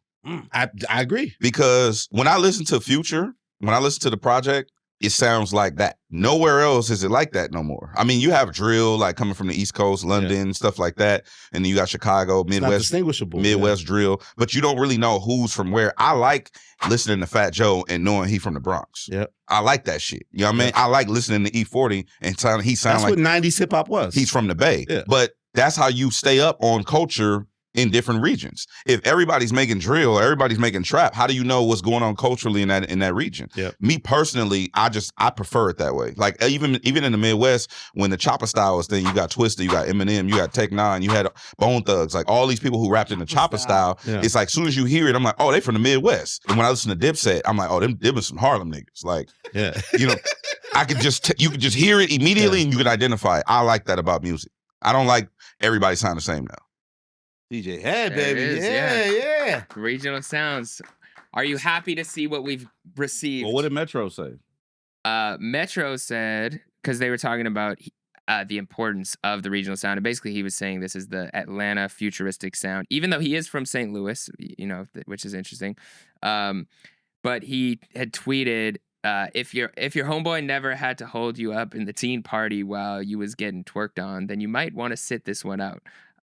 He also said a lot of y'all get no bitches and it shows. And then he said said, something like, we need to bring back regional music. Basically, his sentiment was we need to bring back regional Correct. music. I saw that somebody sent me that. Shout out to Metro, man. I hit him up. I said congrats to him. I think there's 2 critiques I have of the project. Let's do it. I have my critiques. oh, here, real quick. He said, it's time for music to get back regional. Social media got everybody trying to do the same thing. Let's get back to actual culture and regional identity. I've been Great saying, great quote. but it's not even just last year. I've been saying that for 10 years. I've literally been saying this for 10 years. I don't know where the clips are or whatever. Go do your research. But because everything sounds the same and you can't tell culture from one region to another. I think this captured perfectly a moment. Just like I hope that's what Jermaine Dupri is working on as well with his soundtrack. But This project, to me, 2 things could have made it better. Only 2. 1 could have been shorter. Yes. 2 It needed to be shorter. Jesus Christ. 2, it needed to come out in May. So you could have it for the So summer. I could have had it for the summer because I would have played this shit everywhere, like everywhere. Everywhere I DJ'd, every party, every function, I would have played a lot of this shit. It's actually, I have like 3. Let me see. Okay. Yeah. What are the slaps? Well, so I want to give Tip his flowers. Oh, T.I.'s dope Yeah, on that. he You killed deserve that, it. yeah. You deserve? You deserve. Yeah. You deserve is fire, bro. T.I. talking that shit. Bro, Tip, that's the Tip I like. That's old Tip. That's Tip, fool. Yeah. That ain't that comedy, motherfucker. Ain't doing no comedy. Hey, that's Tip. That's old T.I.P. That's Tip, fool. And then Ain't no comedy show in that motherfucker. let me go to my playlist. 'Cause Ain't no I acting. I added this shit to my playlist. Hold on. Where is it at? Double back. Here Too we many go. damn songs. Though. What the God fuck going damn. on? WTF gone? I like that too. Yeah. Is That's that on WTF mine. Dro? Is that going? Dro? Young Dro. They say Young Dro's the MVP of the album. Bro, Young You Dro. agree? Young Dro's the MVP of the album? fool. Yeah, he did. Hey, this make me want to go get a Dro album. Well, his monthly listeners went up to like 1 million now. Well, that's the Yeah. point. I mean, he basically a lot of artists that are underappreciated, veterans, Yeah. got a great look being on this project. Him, Waka Flocka, like So Rocco. the other take that I have is Rocco. He had Rocco pop out. Yeah. And I seen, I'm not to keep going back and forth, but I seen JD tap in with Rocco too. I think Rocco's an untapped resource that they have in Atlanta. Yeah. A lot of them OGs, bro, they got the sauce. Oh, third critique I have of Metro. I went through all the credits on my journalistic shit. Mhm. Every record, I went through all the credits. Metro, I text you, hit me. I need to see what it would be like for you to get in with DJ Toomp. I don't know what the politics are. I don't know if there is politics. I don't even know if there's a relationship there. I will put you on the phone with Toomp because this album brought me back to the big Toomp synthesizers and the fucking That's Jeezy's guy too, the right? playful. Toomp is one of Like, the I know founding he's a fathers of legend. trap music. He's a legend, Hell but, like, yeah. With T.I., yeah, classic T.I. and records. Jeezy. Yeah. Produced trap Some music, stuff with produced all. Kanye too. Yeah. But this album, when I was listening to it, I'm like, and I'm listening to it in the car, so I got it all the way up, and I'm like, this shit is fire. Like, I like that it's not dark. It's very bright. It's vibrant. It's like it got a nice big like. It sounds. Sounds fun. It sounds. It sounds It fun. sounds colorful. Yeah, it does. It matches the album cover. It sounds colorful, bro. Okay, so why people hating on the album out the gate? So you guys, both you guys, before I give my opinion, both loved it out the gate. It was all Yeah, I really liked it. I fuck with it. So it wasn't like same critique out of how many songs was it? It was 13. You don't get away with making less than 13 songs because you made 2 albums and put them together and it's the same sound and it's less than 13 on each disc. So I'm not giving the credit there, but I think it could have been 13 great songs. Like, Yeah. I had I Want It All, I really liked. Loose Screws, I really liked. What the Fuck Going On, It's a Party, and Overly Trim were like my top 5, I think that is. But it felt like summer. It felt fun. You can ride around to it. You can be in the sun and be like, wow, life's good to this album. So I had no critique in terms of that. I thought it got a little repetitive over the course of however many songs. I just didn't need that many. But I do like that he paid homage. Like, I was looking into, and this is just me researching it. Obviously, I didn't know too much about the futuristic era, but like J Money, Young LA, Rich Kids, Roscoe Dash, Travis YC, Porter. Travis Porter, obviously Young Dro killed it on the album. All this was like a very specific time period, a very specific sound that really, it's hard to make a sound that was from a specific time period feel modern. And I think he did a good job of somehow through the instrumentation making this feel like it still belonged in 2025. Like, even though it took you back, I wasn't like, wow, I can't listen to this right now in this current climate. So I had no real critique musically besides make this a lot shorter. Like, I don't think it's an incredible project or anything because of how spread out. I think it was a cool idea, well executed, and I'm glad that a lot of people are getting their flowers. Yeah, I went on a roller coaster ride where when I first listened to it, I was disappointed. I was like, again, judging by the Tyler standard, like a high standard. Like, I've been adamant about, I feel Metro, like, especially coming off last year, was like the best producer in hip hop, with the future projects, Heroes and Villains, even that Spider-Man shit he did. So he's coming on this high. And I guess this is him going back to his roots. And it's interesting because I think this era, the Travis Porter, that era of Atlanta, was at least to go mainstream. Like Crunk went mainstream with Lil Jon. Like this era didn't really go mainstream. Yeah. It kind of stayed contained in Atlanta. So that's why all the Atlanta people are so adamant about how quality it is. And some of us didn't get it as much at first. I just didn't love the sequencing. And also then I ended up listening more and more.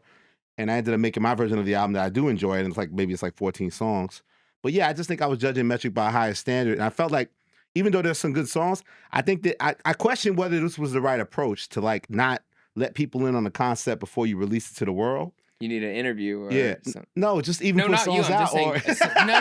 Why are you triggering me, Jeremy? Sorry, I'm being serious. Like, if he would have spoken about this and explained the concept beforehand, it would have. Yeah, I think it might have landed better. Or even on the album, him sort of explaining his inspiration behind doing it. Like, I wish there was a little bit more of Metro's presence in the record outwardly about his direction with Which this. is what I told y'all about J. Cole. Same thing. Yeah. I think a mini doc would have been also, cool. I think the main thing I think he did that was interesting is that he played it out through social, and whether it feels like it even with the album that he got the OG veterans that are underappreciated, and then at the last minute he decided to add Future and Little Baby and 2 Chainz and some of the guys you connected with. So does that project land better if he has a lead single with those kind of artists mixed with the OGs? And like, I also feel like I like these songs, like DJ had I like a lot of songs, but I don't feel like there's one slap, you know. And I think there's almost like it'd be better if he had that one slap to kind of draw everybody in. I think Drip Barbecue is what is their focus record, and then I see a lot of people saying they want to have fun.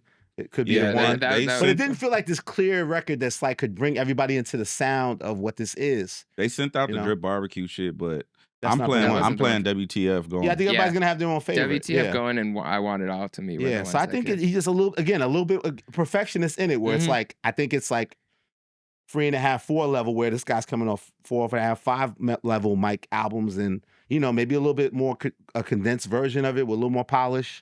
Could really hone in on the point, but I think I'm appreciate it more and more because it is so distinctive. Like you said, he was able to capture this so well. It shows his range. It's obviously a smart love letter back to the city that helped birth him, and he's gotten to this esteemed level. Even though he's from St. Louis, he's raised in Atlanta, and he really captured that time. So I have to I kind of respect it more than I love it. Well, I think a rollout would have actually helped. Like this is where.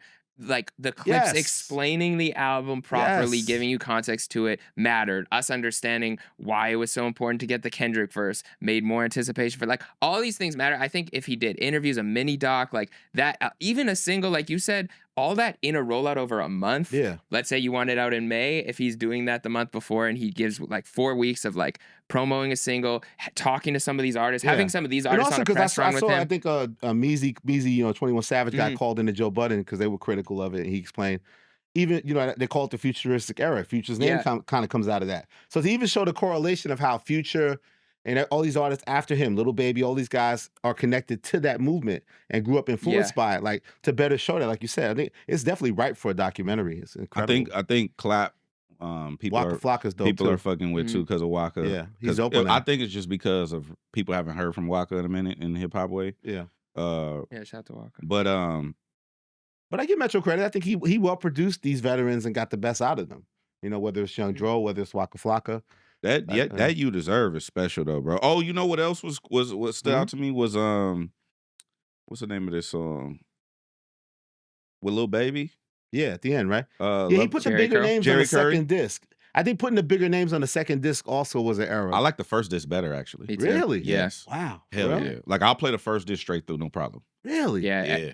I got kind of like lost in the second disc half. Second disc, it was only like 3 or 4 records on there that I would actually go back to. The first disc, I would make my own version like you do. Yeah. I would take like You Deserve and maybe Jerry Curry and put them on the first disc and take like 2 of them off, and that'd have been a project. But yeah, I hope people open there was so much discourse around, and obviously also it's fueled by the whole Drake shit. Where Metro didn't trust Drake. Did he run to Atlanta to get a check balance? Ran to Atlanta. He dug into Atlanta. He dug deeply into Atlanta. I'm really happy for Metro. I think. Also, it doesn't matter that again. Going back to sales, it looks like it's not performing great. It's going to be his first non-top 10 album. 20K is around 20-something K. Like it's below the standard of what he's had in the last previous projects, but he also didn't have a single and he didn't have a rollout. So not even a top 20 spot on Billboard. And I just think that he needs to do more though. Yeah, keep promoting it. I think he needs to do more. He needs to do a promo for this. So do you agree that he should have rolled it out and not do the surprise drop and maybe I would have prepare us for done this movement. whenever you do Prep us for this movement. whenever you do something that requires thought, I think there should be some prep. Because people are either glasses calls. I call people stupid. Glasses call people distracted. He says people are distracted. I think people are stupid. You have to explain yourself. I know no one wants to explain themselves, but people are so distracted by how much eggs cost and they kids and going outside and getting flued out that they don't fucking have time to think about conceptually what you're trying to deliver. If you explain it, be like, oh, okay, I get it. And then they can consume it with that lens. But just assuming people are smart enough to get it, I think that's a mistake every time. And now, Jeremy, this guy's going to go on Joe Budden and explain it. You know what? Well, I was going to say, I'm not going to love it. You know who's on promo mode now is Offset, who has a solo album Another coming great out. Joe Budden interview. I thought Joe Budden doesn't do interviews. It's a conversation. Isn't there enough niggas on that stage? There's enough people in there. Elliot? How many mics they have? Elliot Wilson. All right, I'll stop. I enjoyed the Offset interview. Yeah, no, it's dope. So I want to discuss this because I've been critical of Offset in terms of why? Because I never believed in Offset or Quavo becoming singular solo stars. If you remember, I tried to even say, let's do a Migos album and and everybody, you both shut me down. So I was hypercritical, even though they've had big records. Obviously, Offset had the Worth It record with Don Toliver. This Bodies record is taken off beyond.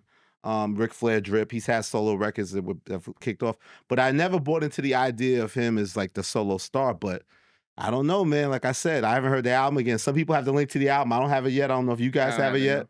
But the Bodies record and just everything I'm hearing about the album is that he delivered.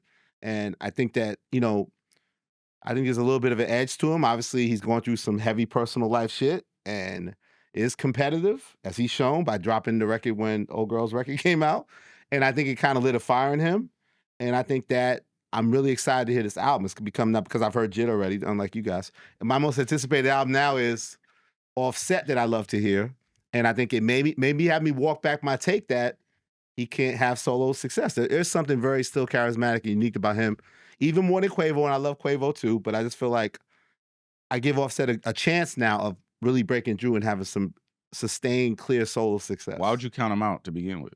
Like I said, because I believed in the group. I believed in the power of Migos. him specifically. I didn't, because I think that I never was impressed enough with their individual music. They've had their moments, both of them. Offset more than Quavo, but I thought they were better just in a collaborative way. And I selfishly never really loved, again, this unspoken about breakup, right? And then Quavo and Takeoff went here, RIP Takeoff, and then Offset went here, and it just seemed very unresolved with me. And I think that Quavo and Offset could make an incredible record together. They probably never will, but we don't even know why.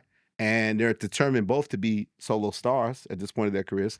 So I just think that selfishly, I like their chemistry and like what they did together more so than I felt that you lead with the group thing and then you could do your solo projects, but I didn't believe in them on their own carving out a solo success. It's not easy to leave the Jackson 5 and become Michael Jackson. So, I just didn't believe it. But Offset may prove me wrong because I'm very excited about this album and I like the moves he's making, especially with this project. I'm excited to hear it. I do. What I will say is he clearly is taking things seriously right now. Yeah. And you can tell when an artist wants to level up versus is just going through the motions because they have an album contract. Like we had him on Soundcheck and everyone on his team. Oh, you did? This is a few weeks ago. Congrats on that, bro. And thank you. And I can never hate on Soundcheck. Thank you. Soundcheck is off the books. Thank you. But the thing I was most impressed about is how seriously everyone around him, including him, was taking. They're treating him like a star, moving around like a star. Like you can feel it. Like even the way he talks about the album, he's got star power. So and he talked about maybe getting a little bit more personal on this album, which I am always an advocate for. In even if it's just a couple songs. So I'm excited to see how he reflects because he's had a lot go on. Like, there's not that many people that have more to speak about than Offset for an album. They're saying he shows vulnerability on it. Yeah, I'm trying to find maybe you could find it. Heck, the award show where Offset performed solo. That was impressive. He's had some very impressive solo performances. Yeah, where he had choreography. He's had some very impressive solo. I was looking for BET Awards. It was, but I don't remember which year it was because it wasn't the one where they Quavo performed together. It was before that. Let's pull it up and play it if you can find the full. But I was trying to find. He's done some amazing live performances. I was trying to find the clip because that's when I knew he was serious. When I saw him, real choreography. When I saw real choreography and I saw Offset up there like doing, I was like, oh, he's going for it. Didn't he do a Rolling Loud one too? Maybe it was in the rain or something like that. He had a couple ones that was like, Oh, he's serious about it. Like he's so when I working. was watching that performance, one, there was choreography, there was really no backing track. He hit his vocals. Like I'm like, oh, he's trying to really do it for real. Yeah. As opposed to just mailing it in, which we've seen. This one? It was that one. Yeah. Which award show was that? I was trying to It was find it. BET. I think it's BET. It was that one though. Offset. Yeah. Yeah, where he was doing the like, Yeah, and he's doing the shoulder movement. Let's send it to He's a really good dancer too. So that's when I knew it was within the last 3 years or 4 years or so. That's when I knew like Offset is going to become a real player in the solo artist market. Then also he did the collaboration with he was on the Baby's album, and he was rapping his ass off, and that wasn't even supposed to be a single like that. It ended up becoming a fan favorite, and we ended up playing the record on the radio and everything. Yeah, and I was like, okay, Offset kind of like poking his head out a little bit.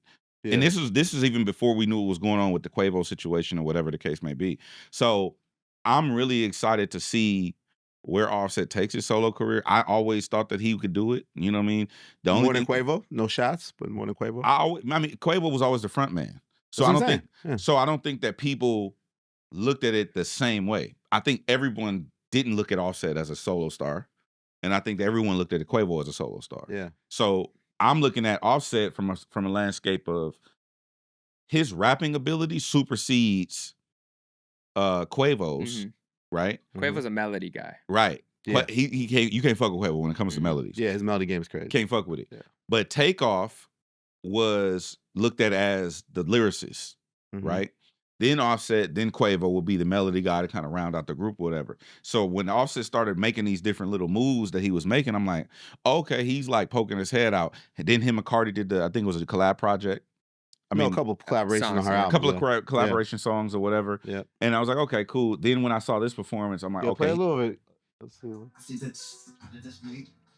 Get out the way. Move my bitch on your ass, Kim K. Yeah. No disrespect. I have a feeling the music it doesn't match the dancing. It was one in Rolling Loud in the Rain too, I think. Yeah. Yeah, but he really like Head loves choreography. He came from a dancing background too. Like he was in Whitney Houston's video as a kid. When rappers who are kind of not that kind of rapper start doing that type of shit, that's when I look at it like, oh, you for real. He's serious about it. You're trying to be an entertainer as well as being a dope artist, a dope rapper, or whatever. So that's kind of how I looked at it. But I'm excited to hear this album. I don't know what to expect, but if Bodies you got surprised by that. It seems like Bodies is really making this huge impact. Oh, we playing the shit out of it on the radio. I like Bodies. I was surprised by that collaboration. I wasn't really. I think did I make the stance that JID out-rapped Offset? Did I say that? I don't know. That's how you feel? Shocked. Is it more closer than you thought now? Or?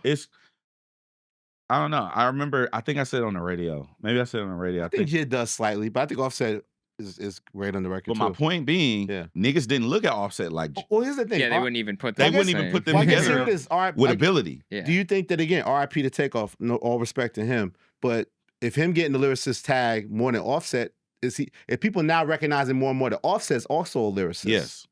That's the big change, right? Yes. Quavo's still the melody man, but Offset can give you the melody. And also with Bad and Bougie, their first big record, people don't realize how much of that was solely a Offset creation. Yeah. Bad and Bougie's Offset's. Yeah, he brought that to the table. Yeah, brought that to the table. But my point is, when you look at JID is already looked at as one of them ones from a rapping ability. So the fact that it's even close also lends to my point that it's like, oh, okay, niggas are respecting Offset's mind. Yeah. Yeah, well, we'll see what happens. Is there a date on that album? I think the last Friday in August was 23rd, 22nd? August 22nd. There's a lot coming out. Because tonight, so we tape Thursday morning. Tonight is JID, Young Nudie, Gunna, a lot of Atlanta. I think Bryson Tiller, Rock Marcy, and Premier. You know, a lot of records. Yeah, it's a lot. Summer heating up. It's a great Who gets first stretch. Listen? Let's do our listens in order. Who gets first listen? Out of JID, Gunna, Young Nudie. You guys going JID first. I'm going JID first, off top. I actually am gonna go JID multiple times Well, first. I've heard. I'ma JID. go JID. I've heard JID. So Yeah, I'm gonna go I'm gonna- JID. I'm gonna go. Then I'm gonna go Nudie. Then Hey, production, you guys heard? I've heard the JID album. Have you guys heard? Here's the- I'm bragging, and but this time everybody is hearing it too. Like, yeah, you gotta they're figure like, out when we we're gonna heard shoot that this album shit. too. Get it Jid, through Elliot. Nudie, Gunna. Tape Thursday mornings, kids. I'm gonna go JID, Gunna, Wait, what am I going? What's the order? then probably Rock, Nudie. Wait, one more time. Sorry, what's your order? Jid, Nudie, Gunna. JID, Nudie, Gunna, and then Rock Marcy Premier. JID, Gunna, Rock, Nudie. I'm doing JID. All right. Well, also I've heard Rock and Premier. I'm sorry, I've heard those. I've heard that too. Okay, so you only have a couple left. I haven't heard Joey Badass though. I'm still mad about that. So then I'm just gonna go Gunna and then Nudie. Even though Nudie's my guy, I'm going Gunna and then Nudie. It's an exciting summer. It is an exciting A summer lot for of music, dope music this year.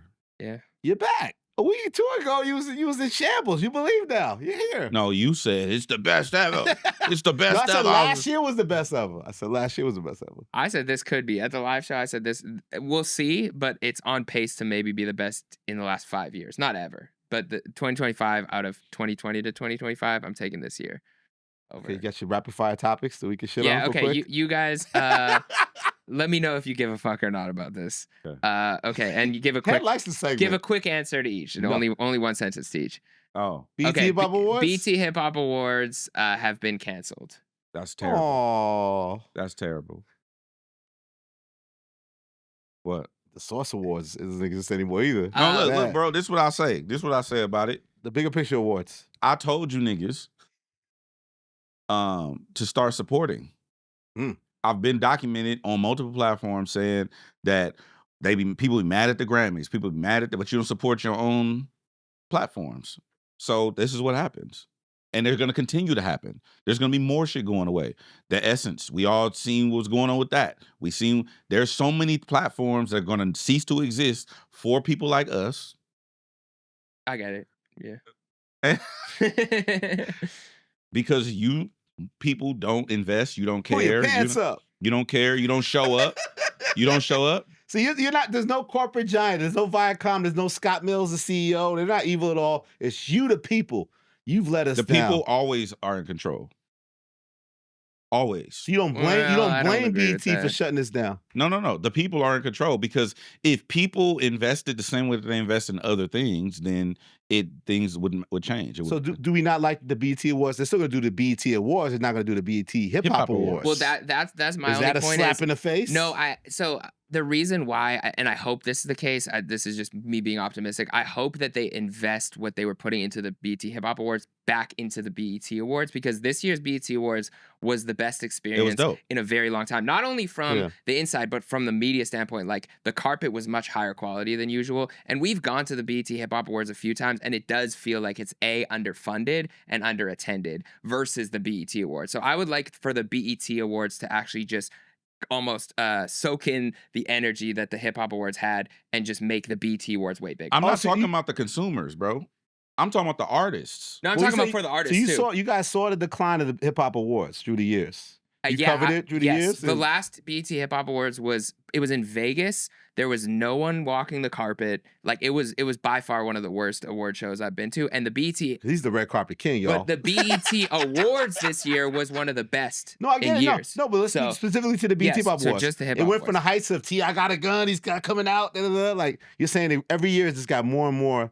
And you're saying a lack of support by each year. From the artists. Yeah, Yeah, the not showing artists up weren't yet. there. Like, there was no If the talent artists on I'm the not going to Vegas. I'm if not the doing it. artists Yeah. fuck Vegas. It was in Atlanta.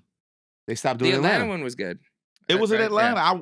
I was the Yeah. DJ. I was a cypher DJ. I was there multiple years, back to back to back. If the artists were like, "We gonna support this," it would still exist. So participation kept dropping through the years. Yes. Consistently. Yes, Got you. and it might be because, oh, I'm too big for this, or I want to go to the BT Awards, I or want my Grammys. I want my You want the adulation and the accolades. You want that white adulation, like like Ye do. That's cool.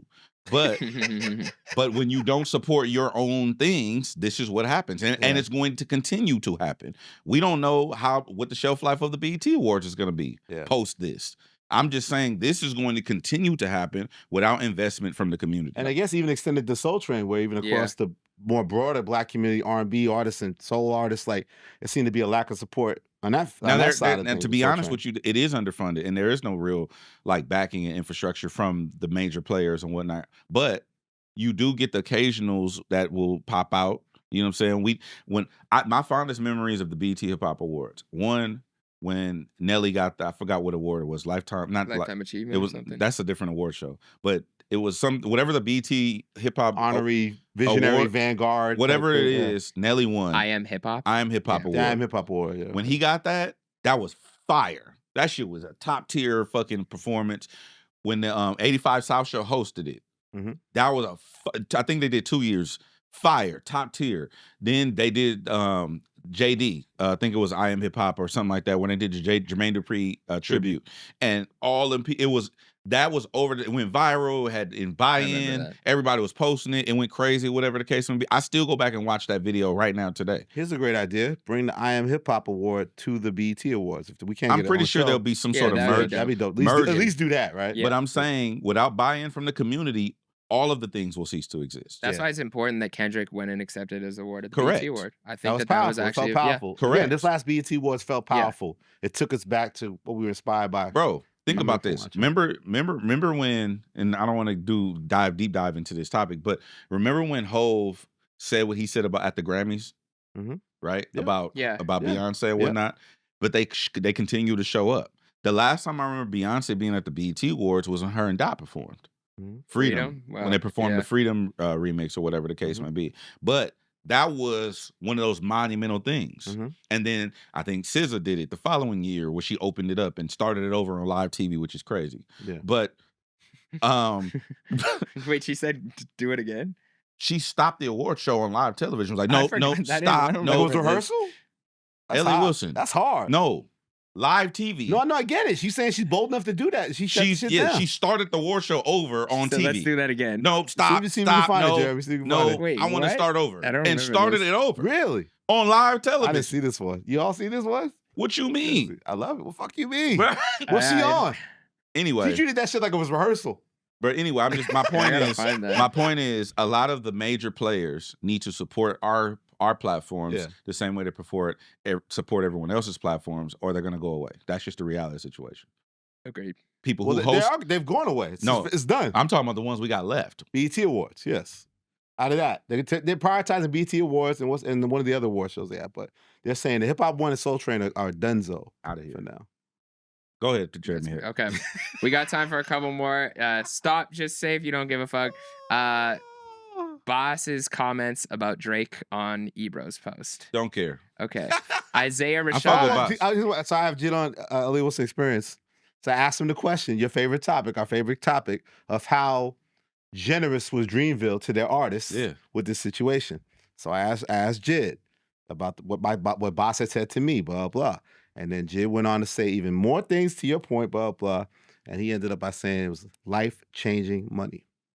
I'm telling you. And again, I'm glad life-changing money. And he talked about it on your interview? Okay. You'll see the interview Tuesday. So shout out to my guy, shout out to Jid. But I want to give you your props for it. I thought you was a little extra reiterating it when I brought it up. Yeah. But now I see why you did that. Yeah. I was trying to give Eve and J. Cole their props, bro. Like they didn't have to do what they did for them dudes. And when you say life-changing money, yes, bro. That's different. They bust that shit down. Like that doesn't happen in any business. Fuck the entertainment or rap business. That don't happen in any business where people look out for you on that level. Like, you know what I'm saying? So I want when you're not even a multi-platinum artist and this type of thing. No, I'm talking about everybody down to from Earth Gang on up. That's what I'm saying. Yeah. Like, yeah, bro. Them dudes really treat artists like they're like 5 million selling albums. Them dudes really looked out. And again, shout out to Jid, but that wasn't my business to tell. Of course. So that's why I had to be discreet about it. Yeah.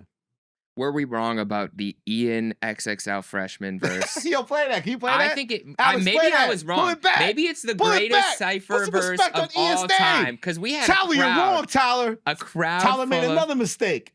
He called it wrong. Dissing Ian after Ian is trash. Ian's Fuck that. But let's play it. But he's trash. They knew But y'all like trash. The DJ and when he Khaled, sells t-shirts, best. you're gonna buy his t-shirts and make him a fucking superstar. Once he gets his bundles right, where did I get my bundles right? He's gonna become a star. I don't care about this. Wait till I get it's a live performance. Right. All right, go ahead. That's hard tickets. They knew it worked. No, it's not. It's not hard it's tickets. Soft tickets. It's soft tickets. It's Lollapalooza. It's a festival. Soft tissues. Yeah. Well, he goes into the freestyle. It's coming. This is it.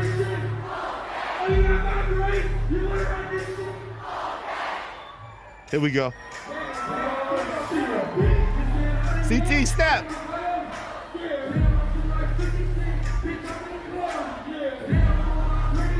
Oh, this Oops, I did it generation. again. This generation is cooked. We the best. Oh my God. What happened to the culture that I loved? Give him the crown. Goated. The greatest What cipher happened verse to of the all time culture in that I XXL love, history. Alex? What happened to the culture that Yeah, I no. love? This is again. I hate to see this. What happened? I hate I've to said see this it. before. What had happened? All you artists out here proving how dope you are. They don't nobody give a fuck but us. They don't care, bro.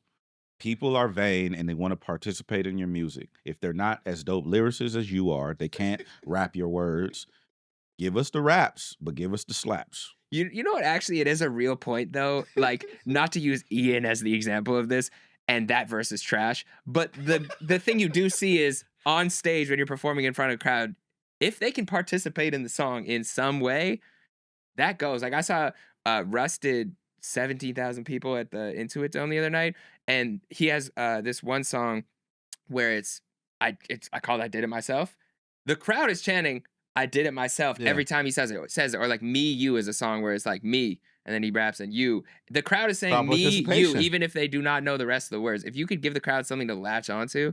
DJ Head, do you think that artists should think about that as they're processing and making their music? This is what you learn during artist development. Yes. Yeah.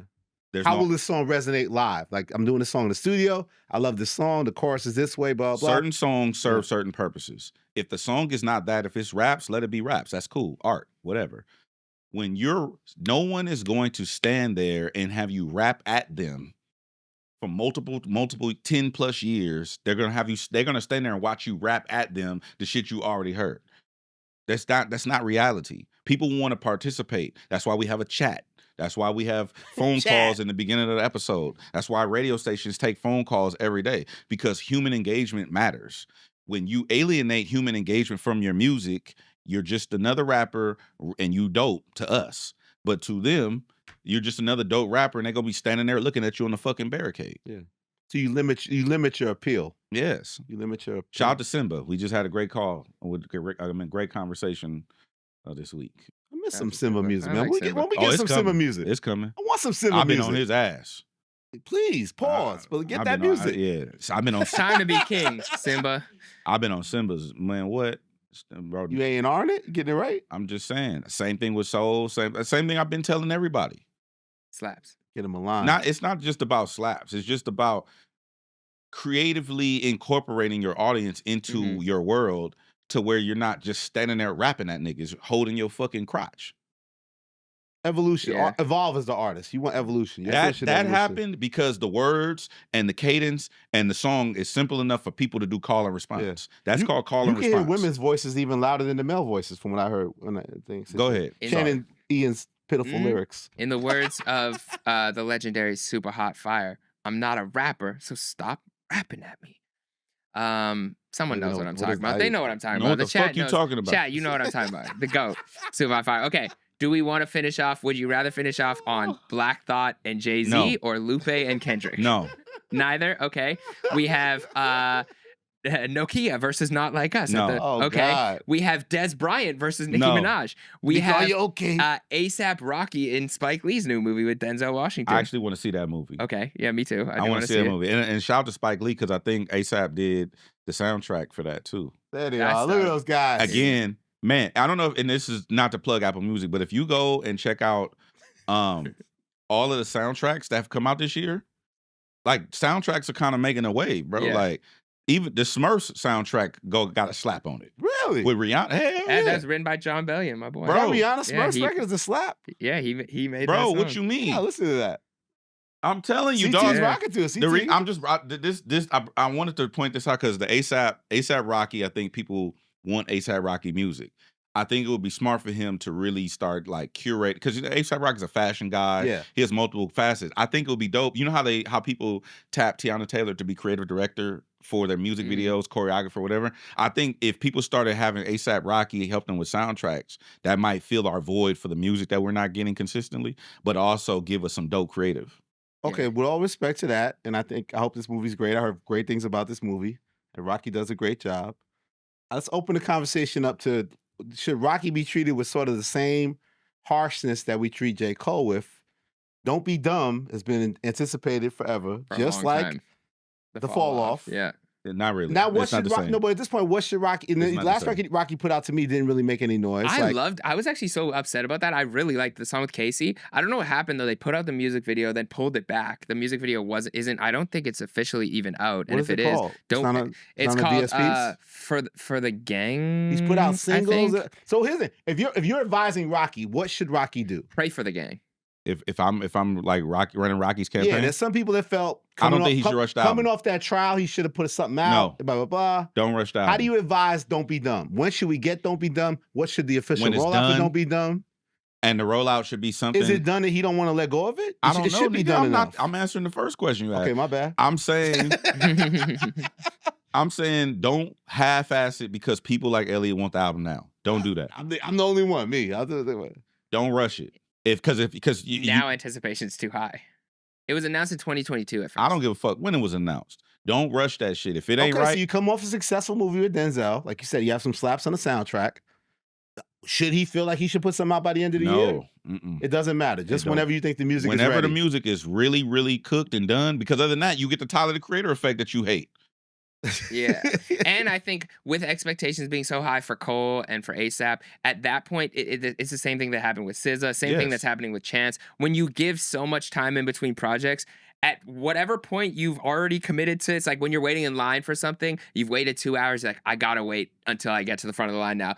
You have to make sure it's amazing It when gotta you be drop amazing, it. Yeah, bro. because you've But already here's the waited. problem with that too, though. Like he's put records out. Some have been good, some haven't been as good. He's put records out through this time. I don't necessarily feel any of those records. I don't feel like any of those records are necessarily, maybe since the last song which didn't do well, fits the overall body of work in his mind of what this album is. So do you give people an album of all songs they haven't heard before? Do you go back and do like a formal first single and then announce the date and then put the album out? Yes. I think they're testing. No pun intended. too but much they're testing testing. the waters. No. You don't think on a single. they've explored it too long, like No. with this situation? The album, okay, you wanna know what I really think? I don't think he should drop it. Ever? Just like some people feel that way about J. Cole. I don't think he should drop it because Drop it ever. no time soon. I think he should give us moments building up to it. So Because J. Cole, ASAP, this is the reality of the situation. ASAP Rocky bigger than music at this point. He's not just a rapper. He's a fashion icon. He's a creative, He's a like father. husband, like, father. yeah, you know what I'm saying? He got shit that he could really tap Long-term into boyfriend. to make. That's true. Long term. He got something he could tap into to really the make. LTB. Long term boyfriend. He's not, I said husband. I was correcting him. I'm all team Rocky and Ree. There's He marriage has in my things eyes. to make this special, and I think he needs to make it as special as possible. Otherwise, it's gonna fall short no matter what he does. Again, like J. Cole, is he a prisoner of the title? Don't be dumb. The fall off. All this pressure. I gotta give you the don't be dumb. I've been promising you the don't be dumb. No. I've been promising you the fall off. No, See, I think in this era, it backfires. You're crippled by the anticipation and this concept that you put out to the world because you ran your big mouth, and that's what Drake did with Certified Lover Boy, which to me is why Certified Lover Boy, a lot of ways, also wasn't as well received. Which I think He it actually. Certified Lover Boy'd it out. I do think Certified Lover Boy is it's not maybe in his top 3 or 4 albums because his discography is so great. It is a really good album though. I listened back. Most slept on. Maybe most slept on album. Drake album. And it actually made me think about what the definition of a classic is. And I don't want to diverge too much because we're about to We're end ending the the show, Jeremy. But I think classics shouldn't be judged within 5 years of an album. Like until it hits 5 years, we shouldn't even throw the word classic around because so many albums become classics because you go back and you're like, wow, that whole moment was massive. That the music takes me right back. And I think that is part of a classic album. Yeah, I saw Kevin Durant bigging it up. Yeah. Or something, but he also was the executive producer on the project. So he's People getting don't his give own enough credit to royalties. Kevin Durant's executive producer. He's like LeBron the Chops. Deluxe. I mean, we don't know what he does. Actually, we don't know. Let's be We fair. don't know. He We can don't know rap. what input he has. Katie can rap. All right, Spotlight. yep. Want to spotlight the Metro One spot album? DJ Head's pants. What's going on? They are fire pants. What's going on with those pants, I dude? do like those pants. You know what I'm saying? It's a fashion Drip. deal. No, You got signed? it's just, What are those, my G? pants? All right. A humble fashionista. No name, new friends dropped a song with Zoe Osama. It's called "How You Like Me Now." I like that shit. Mark Lux got a song. By the time you see this, it'll be Shout out to out. Mark Lux. Let me see what the name of the song is. He sent it to me, Elliot Wilson. You're It's not gonna called share? On Point. I like the way he's been rapping. Very Mark high Lux level, got a yeah. song called On Point. So go check that out.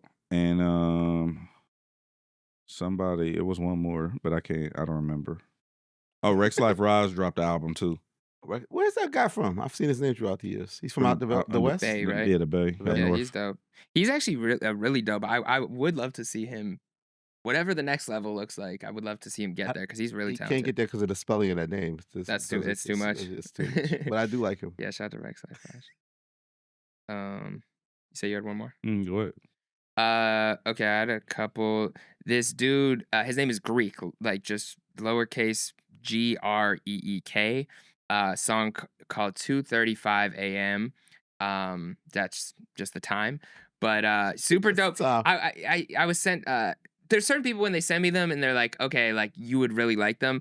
Like I'm usually skeptical, but I was like, okay, I'm interested. It's low key, like it didn't have that. It's like got 11K views. But shout out to Kevin Hoffman sent me this. He's like, I think you'd really like this guy. He's R&B esque, but more like on the Frank Ocean vibe of like moody, vibey, very lyrical in the same way. But he's dope. His project that just dropped, I was listening to it, Cedar's Tape. I was listening to it on SoundCloud. It's super dope. I think it's on all DSPs though. And the YouTube video for 2:35 a.m. was cool.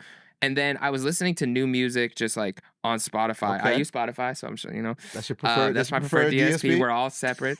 But I think this song Oh, yeah, we deserves. said that before. Yeah, we have like Yeah. and all different places. I think this song deserved more noise, and I didn't even know it came out. Is Buddha Bless the Beat.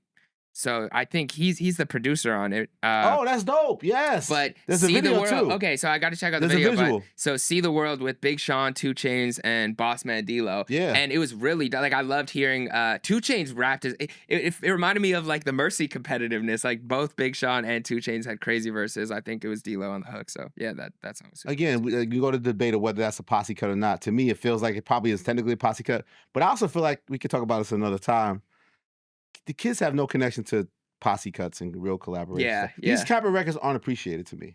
It doesn't Multiple happen as rappers with coming together on a song, like unless it's branded as something like a group thing or like Metro's doing or Khaled does, like they don't really appreciate, which is so weird to me. They don't. They need their new era of artists to do it. That like in their they're way. one train. They haven't landed on their one train moment, yeah, right? So yeah. they could appreciate it. But well, you mentioned Frank Ocean. I saw some funny tweet. It was like, it said Frank Ocean. It was at the time when Frank dropped Endless. and Blonde. Yeah. And it said, you seen the tweet? No. It said something like Frank Ocean gave us 2 albums and I think he did the book and blah, blah. He's going to go away for 13 years. Like it was like spot It was on. at the time that At the somebody time he said, said oh it. my I gosh. was like, look at that guy. It's been 8 or Yeah, 9. no, something like, it was like Frank Ocean gave us all Wow. this shit. We ain't gonna see this nigga for a long time. And it's like we Wow. have not seen him for a long time. The internet is My undefeated. spotlight is non-music. I'm going in the direction because of my rap radar partner Paul Rosenberg. I want to congratulate him and Eminem. This movie called Stands. It seems very yeah. creative. A way to tell Eminem's story through the eyes of his fans. We know he made this record called Stand about an obsessive fan. It became, our vernacular on the internet for fans and stuff. So they did this clever concept of finding like some of his most pure stands, 20 people, I think, telling their stories juxtaposed with Eminem's story. And I heard it's very well done. I missed the premiere in New York. I had to fly back here, but I wanted to congratulate Paul and Eminem for jumping back into the field of film making. And I'm probably gonna check it out this weekend. I want to check it out this weekend. Is it where's it out? Or It's out in all theaters now. Oh, fire. It's Oh, out it's in all in theaters now. Okay. It's out now. It's called Dope. Stan. It's like a way to tell Eminem's life story, but a portion of his life story through also how his music has impacted his fans. So they found this very diverse group of fans and how his music impacted them, and they have very interesting lives that they've lived, and it's interspersed by like an 1.5-hour Eminem interview that he did, where he's very forthtelling about his career and his path. So, this is very That's well dope, done. yeah. So I'm excited to Yeah, watch check it. that out. Hope it was big Dope. stands. Stan. Make sure you like, comment, subscribe. Shout out to the chat. Woo. I think we got merch. I'm not sure. We selling merch? We might be able to. They've been asking for them. They want the merch, Yeah, so we're and doing what we can. Stay on stream. Also, if we switch to Thursday taping, because right now we tape Thursday mornings, everybody gets mad at us because we don't hear the albums till they don't hear about album reviews till 9 days later. Yeah. Let us know when you'd like our episodes to come out if it's not Saturday. How quick can we tape it? Turn it around? Can we turn it around a day or two? All these things we have to figure out. Yeah. We're looking at like early in the week, dropping the next day or 2 Also, days do you want to after. see some interviews with some people we're talking to about having some artists up here? Also, should that be a separate segment or should that be part of the regular show? Yeah. So, a little think tank with the fans. We'd love to get your feedback. Yeah, especially if you're watching this late in the episode, you're a real fan. So we care about just what hit us you on think. Twitter, hit us on Instagram, give us your feedback. You know what I mean? All that good stuff. How's everybody feeling? Everybody gonna have a great night? It's gonna be great? Great Thursday? This is a good episode. We're gonna go back to watching this Zane Lil Tyler created interview. Yes. Did you finish watching the Hot 97 one? No. I See? didn't, Never do no. you go back. Okay, pick the platforms wisely, kids. The bigger picture!